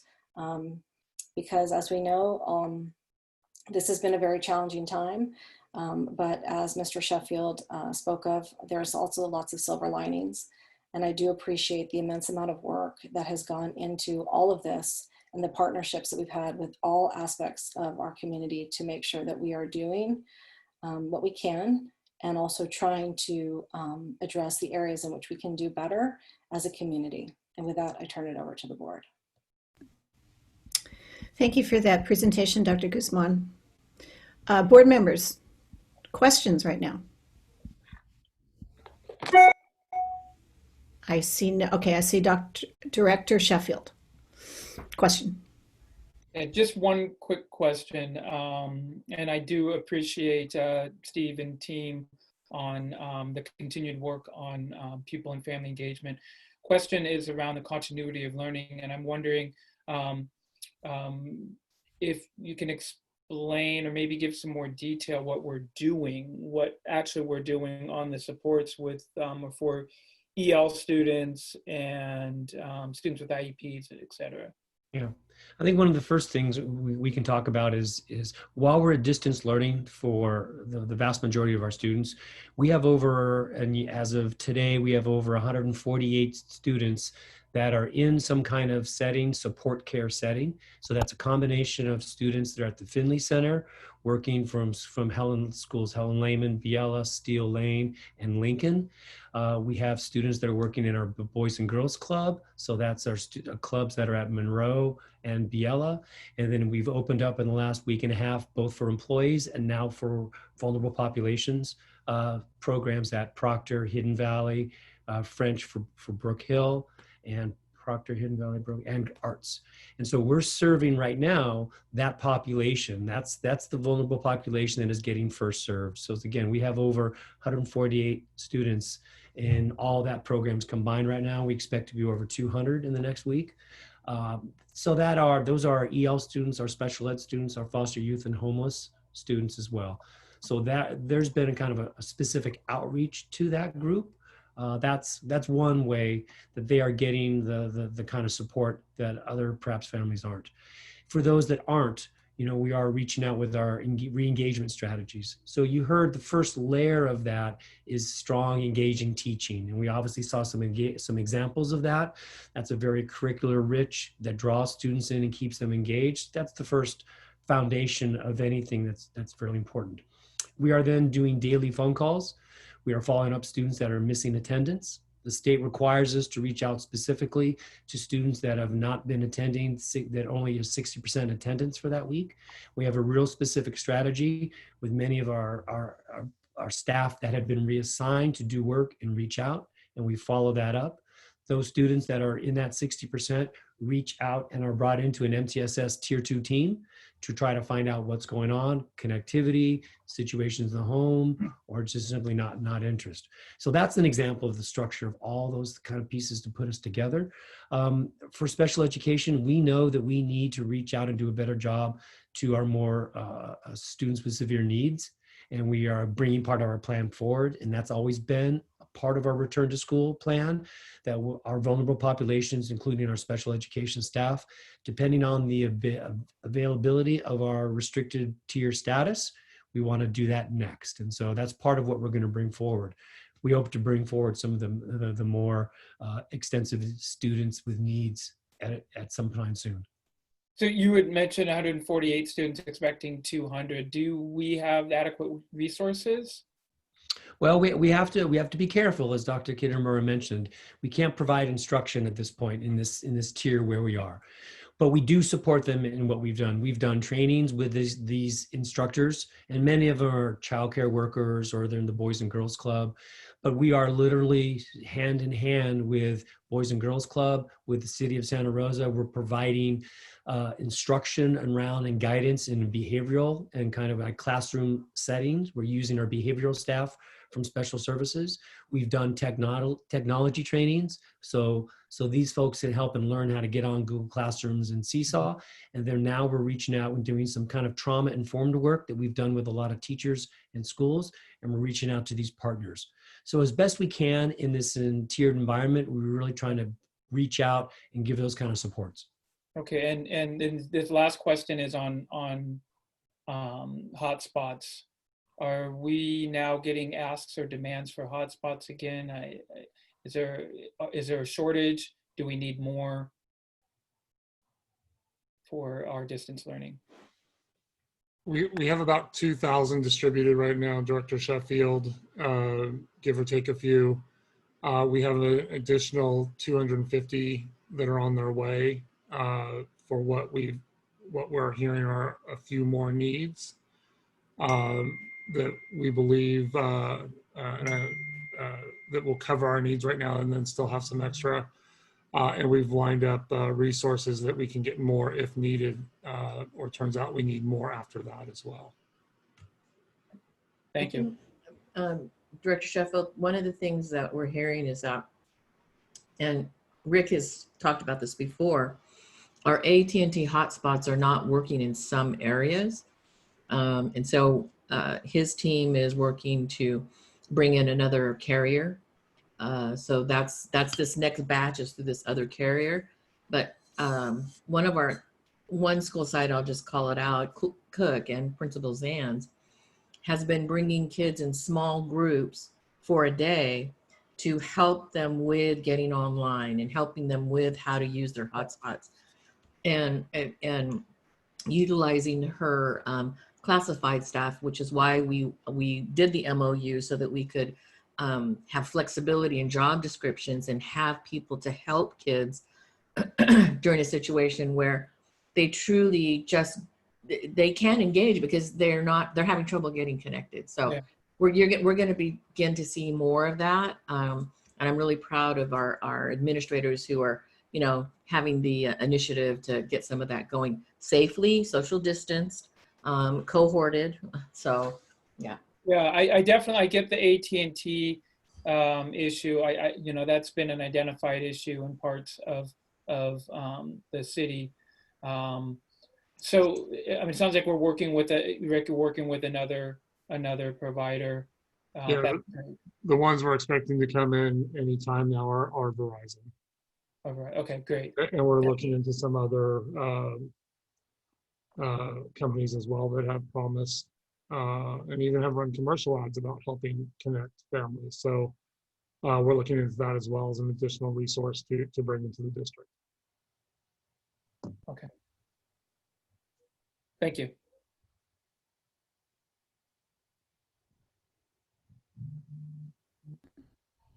Any other questions from board members? Okay, I think I see no other hands, but everybody's not on my same screen. And moderator, it's time for public comment on this item. Do we have any public comments? So this is a call for public comment for item E3, the approval of Santa Rosa City Schools Learning Continuity and Attendance Plan. Please raise your hand if you'd like to comment on this item, E3.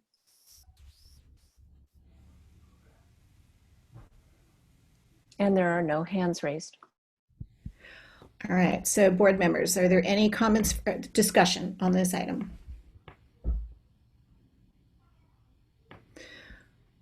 I see no hands. Okay, so I will make a comment. This is a plan that we need to, and wait, oh, Director Close, is that you raising your hand? Like wave, okay, wave your hands. Sorry. Director Close. Thank you, President Fong. I know it is difficult to recognize all the hands sometimes. Recognize the hands. I want to, I have a couple things to say about this. And the first thing is that I think the staff did a phenomenal job on this. I've said that kind of from the beginning, that y'all are taking what the direction that the state's giving you, which is, I don't think fantastic or fair. But you don't really have much of a choice, and doing what you have to do to create the supports necessary in this distance learning environment and in the and also in a hybrid environment that is required. So I appreciate all your hard work and all the input that goes into that. I really do, and I do want to say too that when you sense or hear exasperation by board members, whether it's me or others, I'll say it's because this is all stressful for all of us in different ways. And I think, so I'll speak for myself, I think sometimes I feel a little helpless, right? It's kind of a little lonely position. Like we don't go to work next day and say, okay, what can we do to make this better for kids? We're just a little bit stuck in this weird environment during this tough time. And I think sometimes it's more comfortable to be sort of part of the planning. And so we all sort of, you guys are working like a million hours a day. Sometimes I think we might wish we were working with you here. It is challenging. So I want you to know that we are always appreciating all the work that you're doing, and we know that it's the best, work you could be doing on these plans. So that's the first thing I want to say.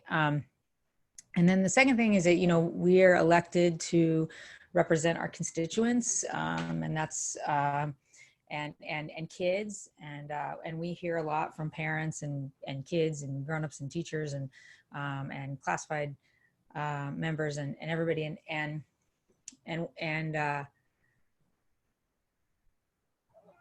you know, this is an unprecedented situation. I'm sorry, I'm just kind of rambling, but it's an unprecedented situation, and I don't think there are any right answers, and I don't think there are any great answers to deal with balancing everything with to balance the education of our students, the mental health of our students, the ability for parents to support them, their living situations, and their ability to be, you know, functional in their living situations, and then of course the physical health of everybody. And everybody's sort of making it up as they go along, I think. And it's constantly changing, right? The infection rates are changing. How long we're in this environment is changing. We have no idea. But we do know now that we're here till January in this environment, home. And while I wouldn't necessarily go so far as Director Medina to say, let's call it till June, I'd say if I had a crystal ball, I'd probably say we're going to be in this till June, just like community colleges and the state schools. I don't think they call those things lightly, and the infection rates show that. And I think it's going to be hard for all of us to say, to put people in harm's way, and particularly our staff, to sort of ask them to put themselves in harm's way. So I think we need to be ready to do this for the long haul. And so one of the things, you know, teachers tell us all the time, and we agree with, is that there's no substitute for teacher-student interaction. There's no substitute for that. And we have denied charters to online only schools, because we don't think that is a good way to learn. It's not the best way to learn. So right now, I think in this distance learning thing, we're keeping kids at home because we need to primarily, and teachers are working twice as hard as they usually do to do this whole new thing. And I want to acknowledge that. Parents are working twice as hard as they usually do to do this whole new thing. And kids are not getting what we know is absolutely the best instruction.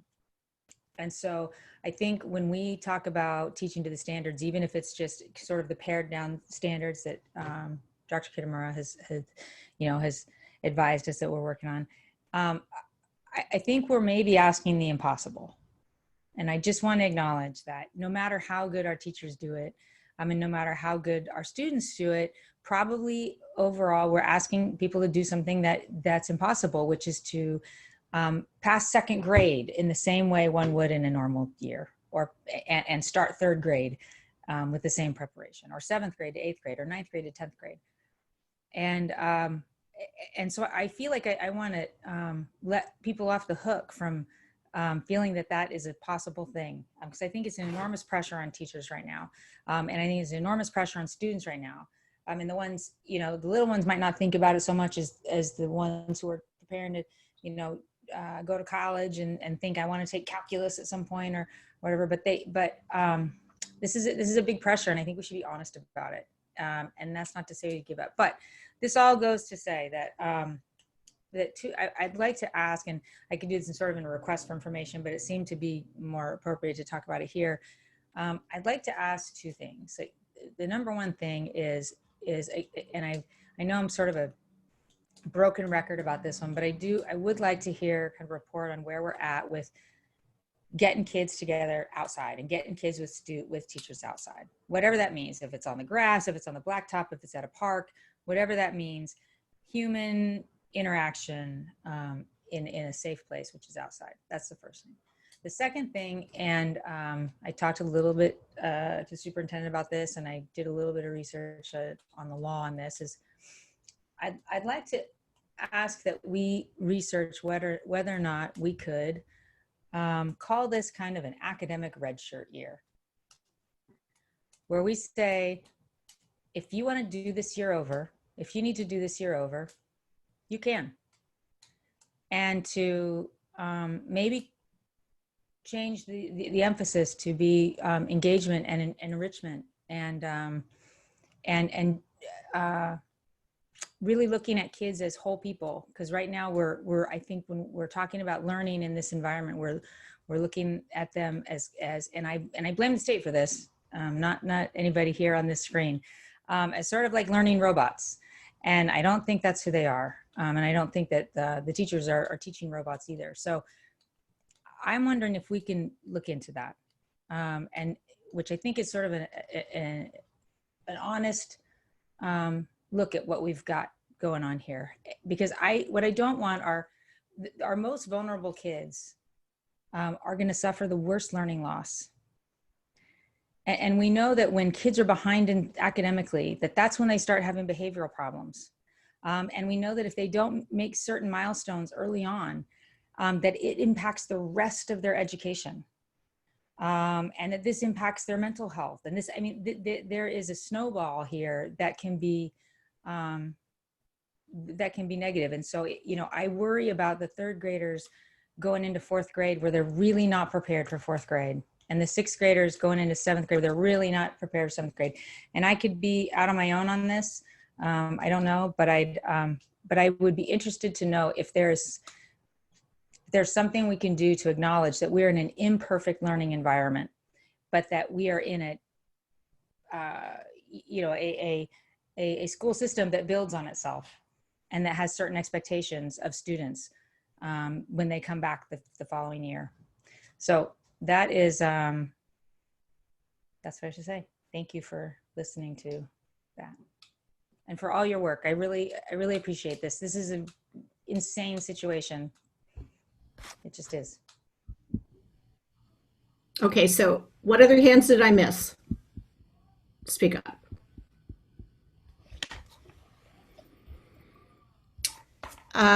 We have to have this plan. This is the plan that we have been working on for a long time, starting with the first minutes of COVID and into the whole return to school plan and moving into this learning LCAP, which is an insane name because it's the same name as the other plan we have to have. So we are all getting, every single one of us here in the meeting today is getting lots of feedback from parents for things that are working, but also more so things that are not working. And the frustration and the rally in the courthouse square and the movement for, you know, get us back to school. And we hear that. And I am actually really afraid about how we pivot actually from distance teaching and learning. I like to call it distance teaching and learning. How we pivot from DL to hybrid. That is another huge ask. And that's a huge ask. And so how do we do that, which takes a lot of bandwidth too. So that's in the plan, we have that. But of course, the devil is in the details and how we really execute it and how we ask, again, more of everybody, and this is throughout every school district, not just ours.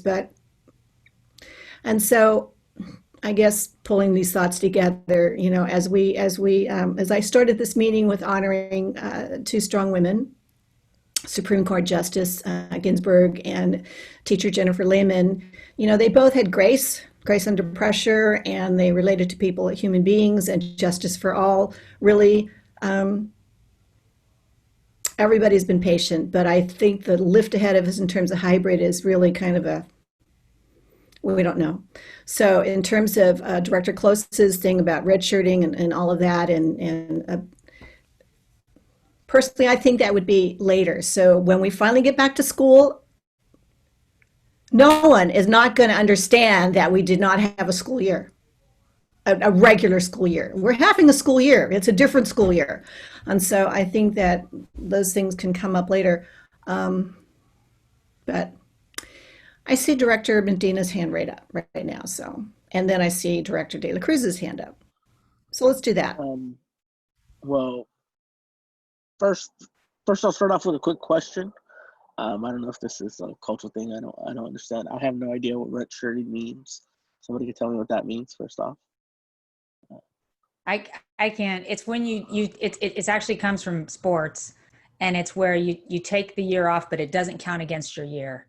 So it's kind of like as if it kind of everyone gets to repeat if they want to with no penalty. Because I agree with, you know, President Fong that everybody knows this isn't real year, but that doesn't mean that the thing that is expected of you the next years isn't still expected of you. So I think just following up on that, I think, everybody, is clear this is just a tough year. It's different expectations, but that idea of like what I hear is redshirting sounds like, I think we to me, I expect that we have our expectations and that those are still the same. Like we are still holding our students to those standards. Will they meet them? Of course, it's less likely, but I don't want to say, oh, we're holding lower standards, because part of, for me, since as far back as I can go, like the whole A through G thing, everything that is about lower standards, and I don't like that. I think we keep our standards high. We hope for the best, because whenever you lower standards, achievements also lower, right? And that's not something that I'd like to see. Of course, yeah, there's more struggle that's going to happen. We're going to see different results, but I want us to try our best, and I'm confident in our teachers doing their best to get the best out of students. And ultimately, I think that our students are going to learn from this situation. It's going to be a unique situation that many others have not had, that will help shape who they are in the future. And so I look at it in that way, in that, I don't know, maybe I'm crazy, but it's that positive thing that through struggle, we sometimes come out further ahead in the long run. But I do understand that we are facing some difficult situations. And I just wanted to return to the idea of for me, it came up during my years at the JC, the idea of shared governance and everybody being a part of where we go as a district. And Director Closey brought up the thing about the outdoor learning. And again, I just want to reiterate, if we're going to have those types of conversations, if it's being asked of district, for us to, first start those conversations with teachers and classified, and see where that's at, because they're doing so much right now. They're trying to adjust to what's going on in the current moment. And we're just throw something out of, using sports, left field, in the middle of trying to teach. I think it's difficult for us to ask our admin staff to bring that to us without having engaged in those conversations yet. So I just want to reiterate that let's engage them in conversation before we ask of our staff to bring something to us, because I don't want us to go back to that feeling of us, pushing stuff on people without engaging them, when we've done so much work these past couple of years to really work as a team. So I just wanted to again reemphasize that. Thank you. I think I saw Director De La Cruz's hand up, and I believe Jenny Close's hand is up again too. Thank you, Director Medina. I wanted to explain something. I think I want to make sure that folks don't understand that, kind of bright ideas from a dais mean that that's the direction that we're going, right? Without that kind of deep engagement and deep recognition that, asking more of folks right now is detrimental to all of our mental health and to being able to do what we're doing right now well, right? So, and I think there's always going to be space for us to figure out how to innovate and how to keep pushing, because this thing is not going away. And so, I think there's some middle ground here, and I definitely want to reiterate and support completely the idea that we have to do this with teachers, we have to do this with staff, we have to do this with the unions, and it's going to be a both and situation for quite some time.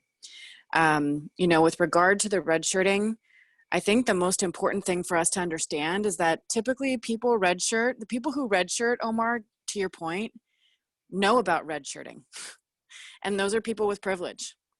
And so the idea here that I think is really critical, and it's not about lowering expectations, it's about having a conversation that's honest with everybody in our system about the options that exist for us to be flexible and humanistic, and for us to take students where they are and to recognize this year of impact, and to make sure that we're having the redshirting conversation with every single person as an option, if that's what they want to, if that's what they feel like they need to do. But leaving the redshirting conversation to just the folks who know how to have it, I think is the problem with that, right? And so that's where it gets to be, you know, an equity issue, is that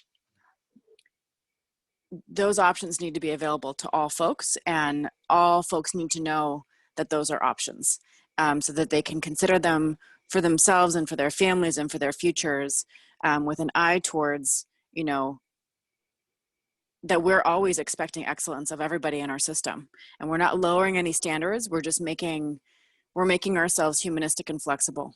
We're making ourselves, you know, open to excellence, no matter what shape or how long it takes to get there. But that all kids and all parents know, you know, how to have this conversation, and that those are options for us moving forward.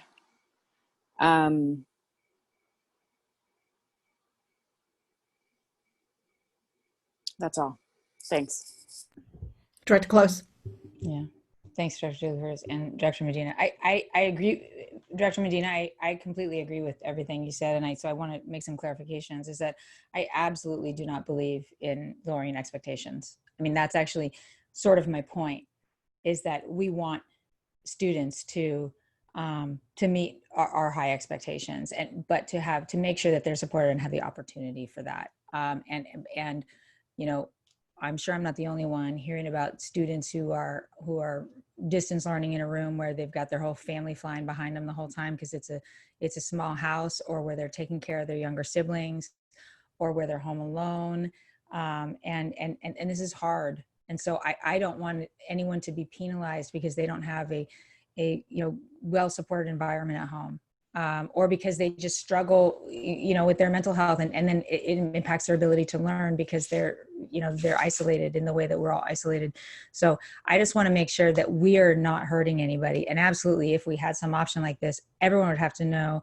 We'd have to be very careful around defaults. We have to know everyone is making an informed decision, and that is all done equitably and to preserve opportunity. And so I want to make that really, really, really clear. It's not about lowering expectations. And I also wouldn't say that it's like we don't do anything this year.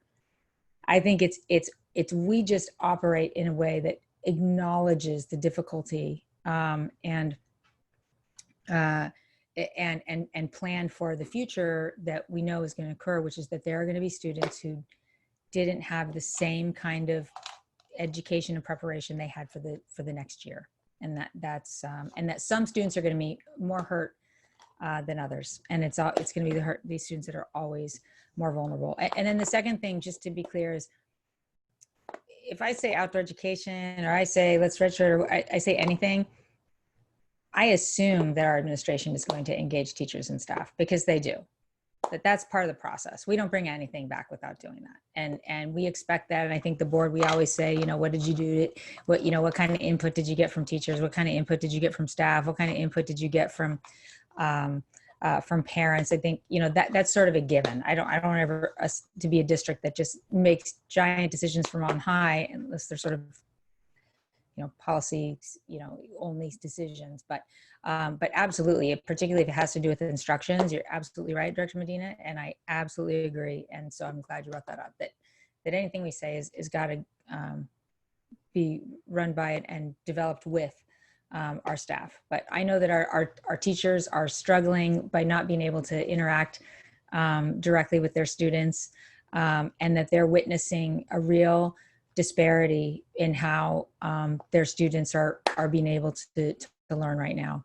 And that disparity is really big. And I also know that they are working incredibly hard to do something that that they would all say is not the best. You know, none of them would say, like, sure, just go to Khan Academy, drop out of high school, you can learn everything in Khan Academy. They would have never said that before. And so, you know, no matter how well we do this, there's no way to replace the human interaction.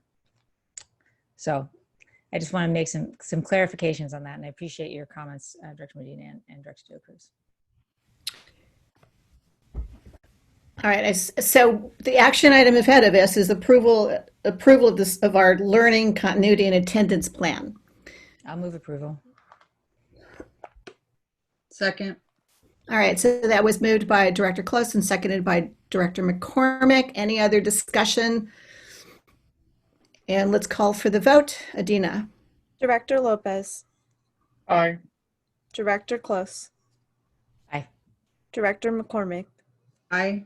Director Manieri. Aye. Director De La Cruz. Aye. Director Sheffield. Aye.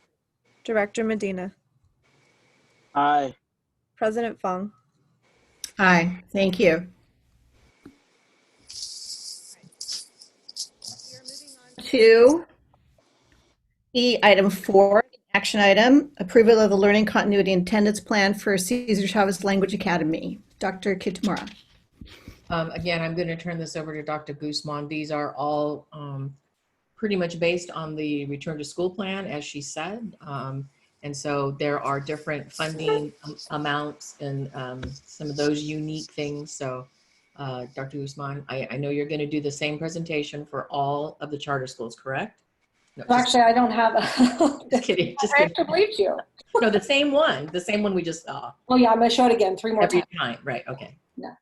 What I will say is, yes, this is an action for the approval of the continuity plan for Cesar Chavez. I will tell you that much of it emulates the districts.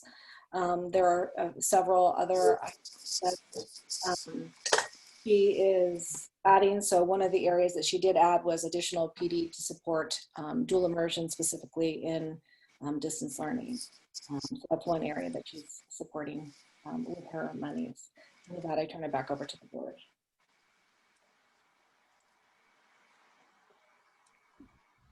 Do we have any, board members have any questions about the CCLA continuity plan? Seeing none, if I don't see you, call on you, just speak up. Moderator, do we have any public comments on this? So raise your hand, please, if you'd like to comment on item E4, the learning continuity and attendance plan for CCLA.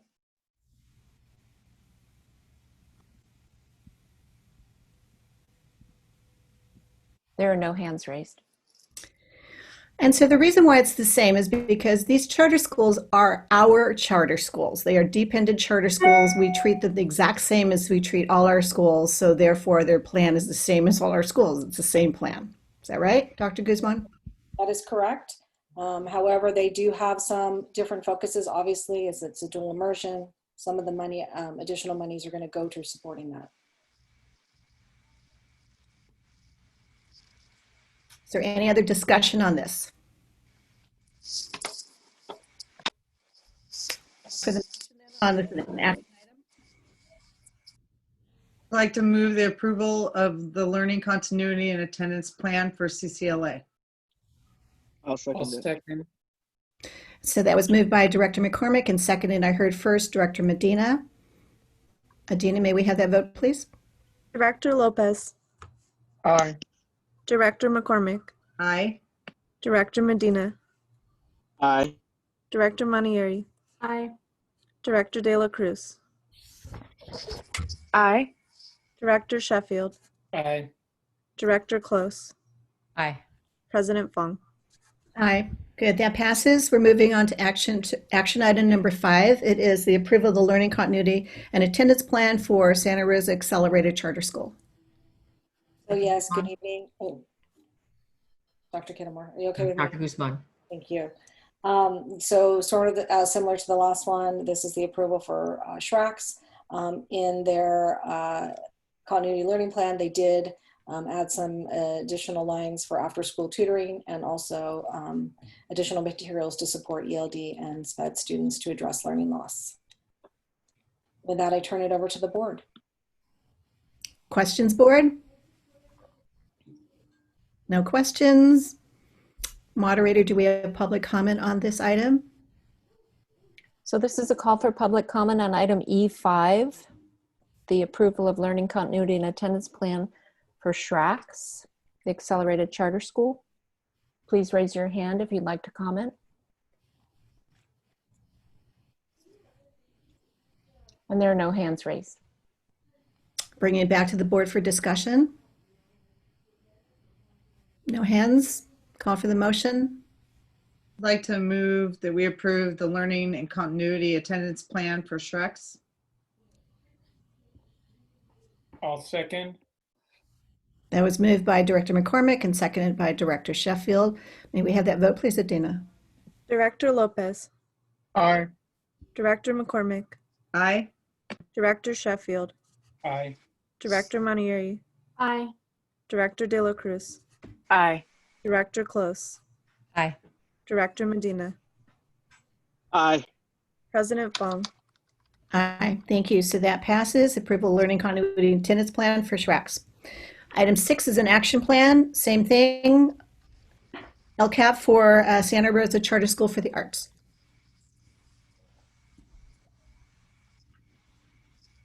Sorry, $5, just like the others. They emulate the districts. In the Santa Rosa Charter School for the Arts, there is additional funding for Lexia licenses, which you actually see in contracts tonight, and art supplies to support distance learning. And with that, I turn it back over to the board. I see no hands for questions, board members. Moderator, are there any public comments? So this is a call for public comment on item E6, the learning continuity and attendance plan for Santa Rosa Charter School for the Arts. If you'd like to comment, please raise your hand at this time.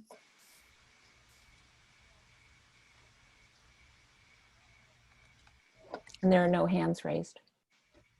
Board members, time for discussion, or I can call for the motion.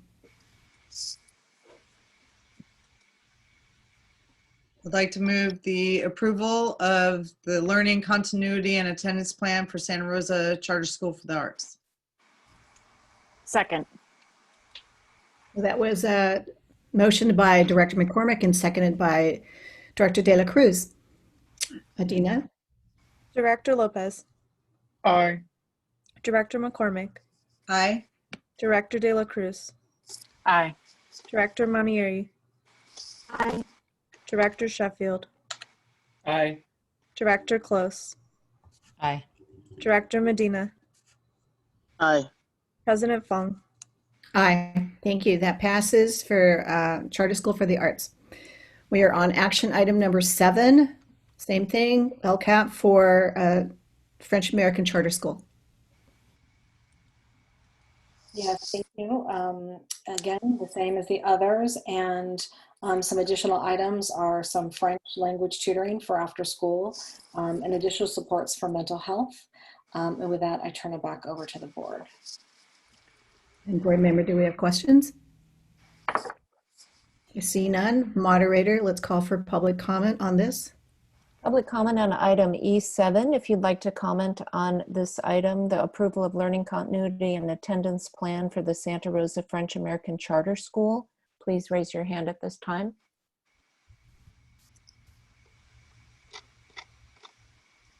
There are no hands raised. Thank you. Any discussion by the board? I'd like to move that we approve the learning continuity and attendance plan for Santa Rosa French American Charter School. I'll second. That was motioned by Director McCormick and seconded by Director Sheffield. Adina? Director Lopez, Aye. Director McCormick, Aye.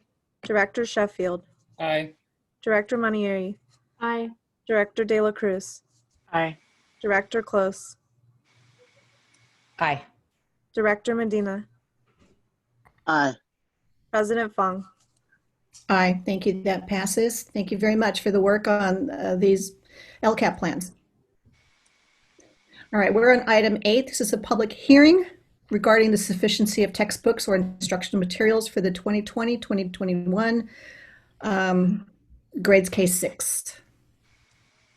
Dr. Kitamura?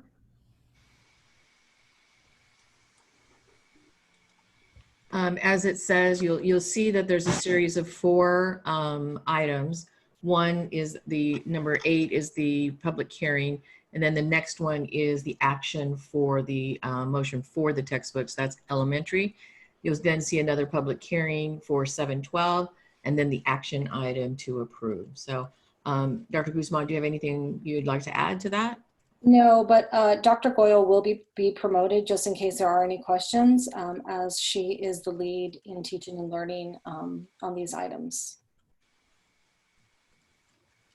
So is there a presentation on this before a public hearing? No. there- All right, so I'm going to open the public hearing, sufficiency of textbooks, instructional materials for grades K-6 now.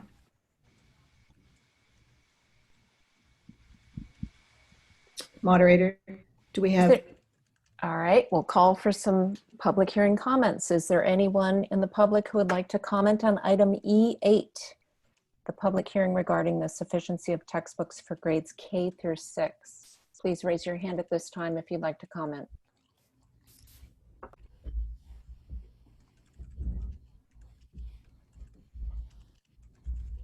And there are no hands raised. All right, the public hearing is closed. We're moving on to number 9, action item, where the board, we're taking a look at the sufficiency of textbooks, instructional materials for grades K-6. Board members, do we have any questions? That would be Director De La Cruz. Sure, I just had one. I know that, we've got kind of set textbooks that we use, and I know that a lot of teachers also use kind of supplementary materials, a lot of photocopies, and a lot of things that may not necessarily get reviewed on a regular basis in the same way that textbooks do. And so I was just wondering if you could speak to kind of the ways in which we are also taking a look at supplementary materials. In particular, I've had a couple of experiences with old, mimeographed essentially, right? Supplementary materials that certainly weren't in line with kind of current, I would say, more elevated understandings of history, for example. And so I just wondered if you could speak a little bit to the ways in which we look at both sufficiency of not only textbooks, but the supplementary materials. So we can both speak to this a little bit. I can speak that with the CCD units for the elementary level, much of the supplemental materials are maybe a bit more relevant. And I would also say that through the work with the Ethnic Studies Committee, this has been also being looked at as the supplemental materials aligned with our MVP and also aligned of where we're going to really promote this whole idea of ethnic studies throughout as the through line through K-12. It has actually been practiced with other supplemental materials, specifically in English and social studies. If novels or paperbacks are being requested, that actually has to go through a process to make sure that it addresses some of the things that you are stating. And also, we've also heard from both career technical education and art specifically about needing some textbooks and supplemental materials. And so Elizabeth Evans and Jesse Damian, who oversee those two areas in teaching and learning, are also trying to address how we might be able to do that, specifically in a distance learning world in which we know that there's different access points, especially with our Chromebooks. And so those are some of the ways that we're addressing that. And then, of course, there are still things that are on the bookshelves that, also need to be looked at as well. Thank you. I appreciate that. I'd like to ask the question about, while we have sufficiency and on the books things are planned, how are we doing in terms of actually getting things into the hands of kids? Dr. Boyle. Sure. So, the textbooks that we collected over the spring and the summer, we did not get them all back. So the schools were very good about letting us know where they were in need of textbooks and other materials. So we've been spending the month of August and some of September just getting those quotes and getting those textbooks. Textbooks that were ordered were distributed to students during the textbook distribution days, but there are some that are still in the process of getting to us as our publishers themselves, having the experiences of COVID and the pandemic and being short-staffed, are a little delayed in getting us the textbooks. But as soon as we get them to the schools. Our district librarian is in the warehouse constantly supporting the warehouse and helping distribute materials to the school sites. We also have not all of our books, but our most recent purchases, we do try and look for a hybrid, which has a textbook and the digital support, as well as EL and differentiated support. And so some of our more current purchases do have that digital support. So students having a Chromebook also supports their access to some of the more current textbooks, but not all of them. We know that not all of our textbooks, because some of them are older than a few years, do not have the digital support. Okay, so I know the sufficiency report is about, are we prepared to provide for our kids? Yes, we are prepared. Yes. Time and travel and post office and delivery systems and glitches, I understand that we are all as smooth as we want, right? So thank you. Thank you, Ronnie. No other questions I see. It is, moderator, do we have any comments on this, public comments on this? Or did we already do that? Oh my gosh, I got lost. We had a public hearing. Does that count for this item? Yes. Okay, yes, so down. Call for the motion. I move that we approve the sufficiency of textbooks or instructional materials for 2021 grades K through 6. I'll second. Thank you. That was moved by Director McCormick and seconded by Director Sheffield. Dina, can we have that vote, please? Director Lopez. Aye. Director McCormick. Aye. Director Sheffield. Aye. Director Manieri. Aye. Director De La Cruz. Aye. Director Close. Director Medina. Aye. President Fung. Did Director Close say aye? She jumped off for a second to change computers, and she may be in the waiting room again. Aye. There she is. I was Okay. frozen. All right, aye. So that passes. Thank you very much. That was item 9. We are now on item 10, which is a public hearing regarding the sufficiency of textbooks, instruction materials for the 2021 grades 7-12, and public hearing is now open. So if you'd like to comment on this public hearing for grades 7 through 12, item E10, please raise your hand at this time.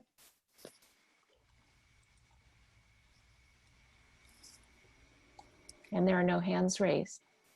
The public hearing is closed. We're moving on to item 11, which is an action item, sufficiency of textbooks, instructional materials for grades 7-12. I imagine it is the same, Dr. Kitamura? Okay. Do we have any board questions? Any board discussion? I'd like to move that we approve the sufficiency of textbooks or instructional materials for 2021 grades 7 through 12. I'll second. All right, Director McCormick and then Director Sheffield. Thank you. Call for this vote, please. Director Lopez. Aye. Director McCormick. Aye. Director Sheffield. Aye. Director Manieri. Aye. Director De La Cruz. Aye. Director Close. Director Close. She looks frozen again. I believe so. Director Medina. Aye.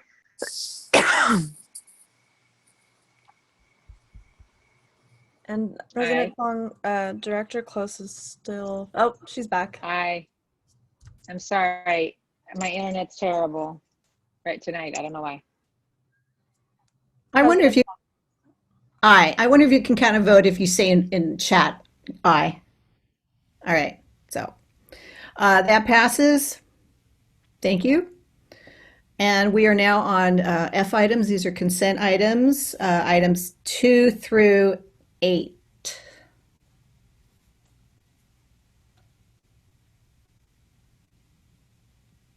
Move to approve items 2 through 8. I'll second. Do we have any public comment on consent items? So if you would like to comment on items F2 through F8, please raise your hand at this time.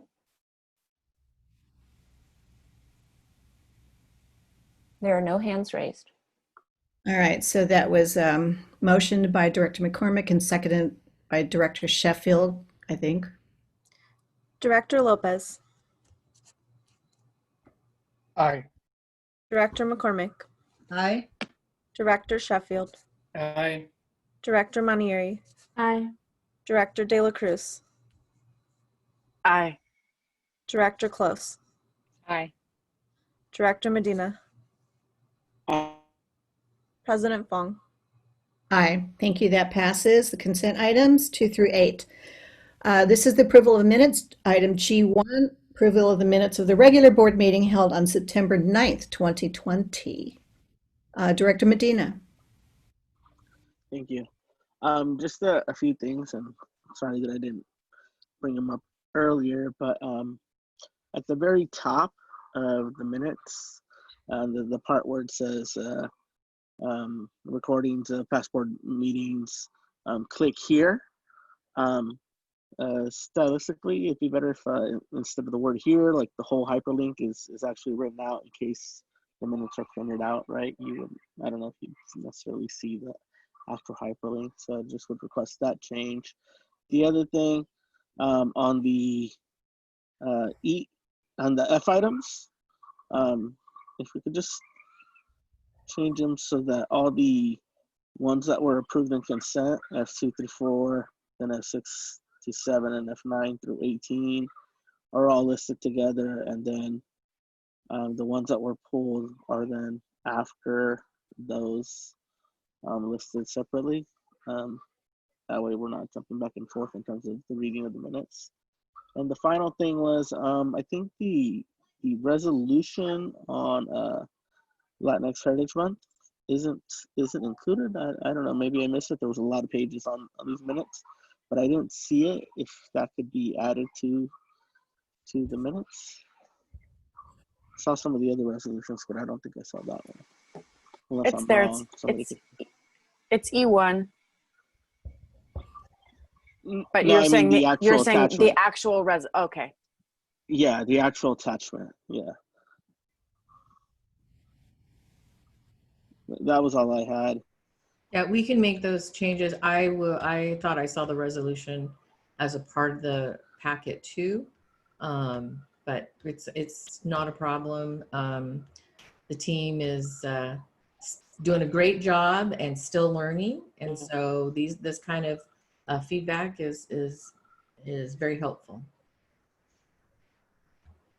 Yeah, so I would move to approve with those changes. Second.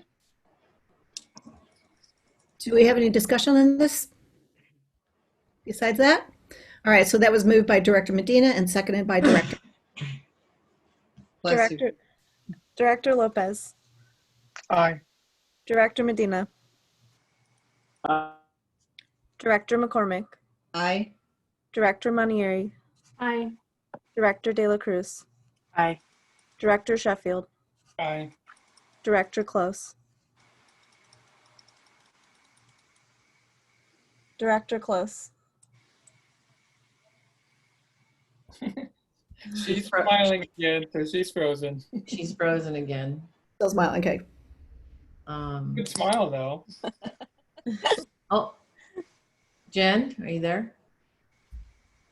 Now I'm back, but I don't even know what we're voting on because I. The minutes. The minutes. Oh, I need to abstain. Okay. I was not there for open session. President Fong. Aye, so the minutes pass, and I'm wondering if we have to put in the minutes that somebody, instead of I, it would be frozen. Laughing at that. Okay, I don't make that many jokes, but all right. All right. Seriously, if it does come to the point where we have to do an I through the chat, we'll print the chat and connect it. I don't know. Yeah. Do a proxy vote. I think that would be. And, go ahead. And I would say, technically, it is the minutes. So technically, you would log what minute they left the meeting further than when they came back. Okay. All right, so do we have any board member requests for information? Don't see any. Why are you laughing? I don't know. When you guys laugh, I laugh. Well, it just sounded like everybody was holding their breaths. Like, don't ask for anything, please. All right, everyone. 7. Thank you for the 80 or 60 participants that hung in there with us tonight, and have a wonderful evening. Thank you. Good night. Good night. Good night, Barry White. I love your voice. Good night, everyone. Sleep Yeah, well. see? It's true. Oh my God.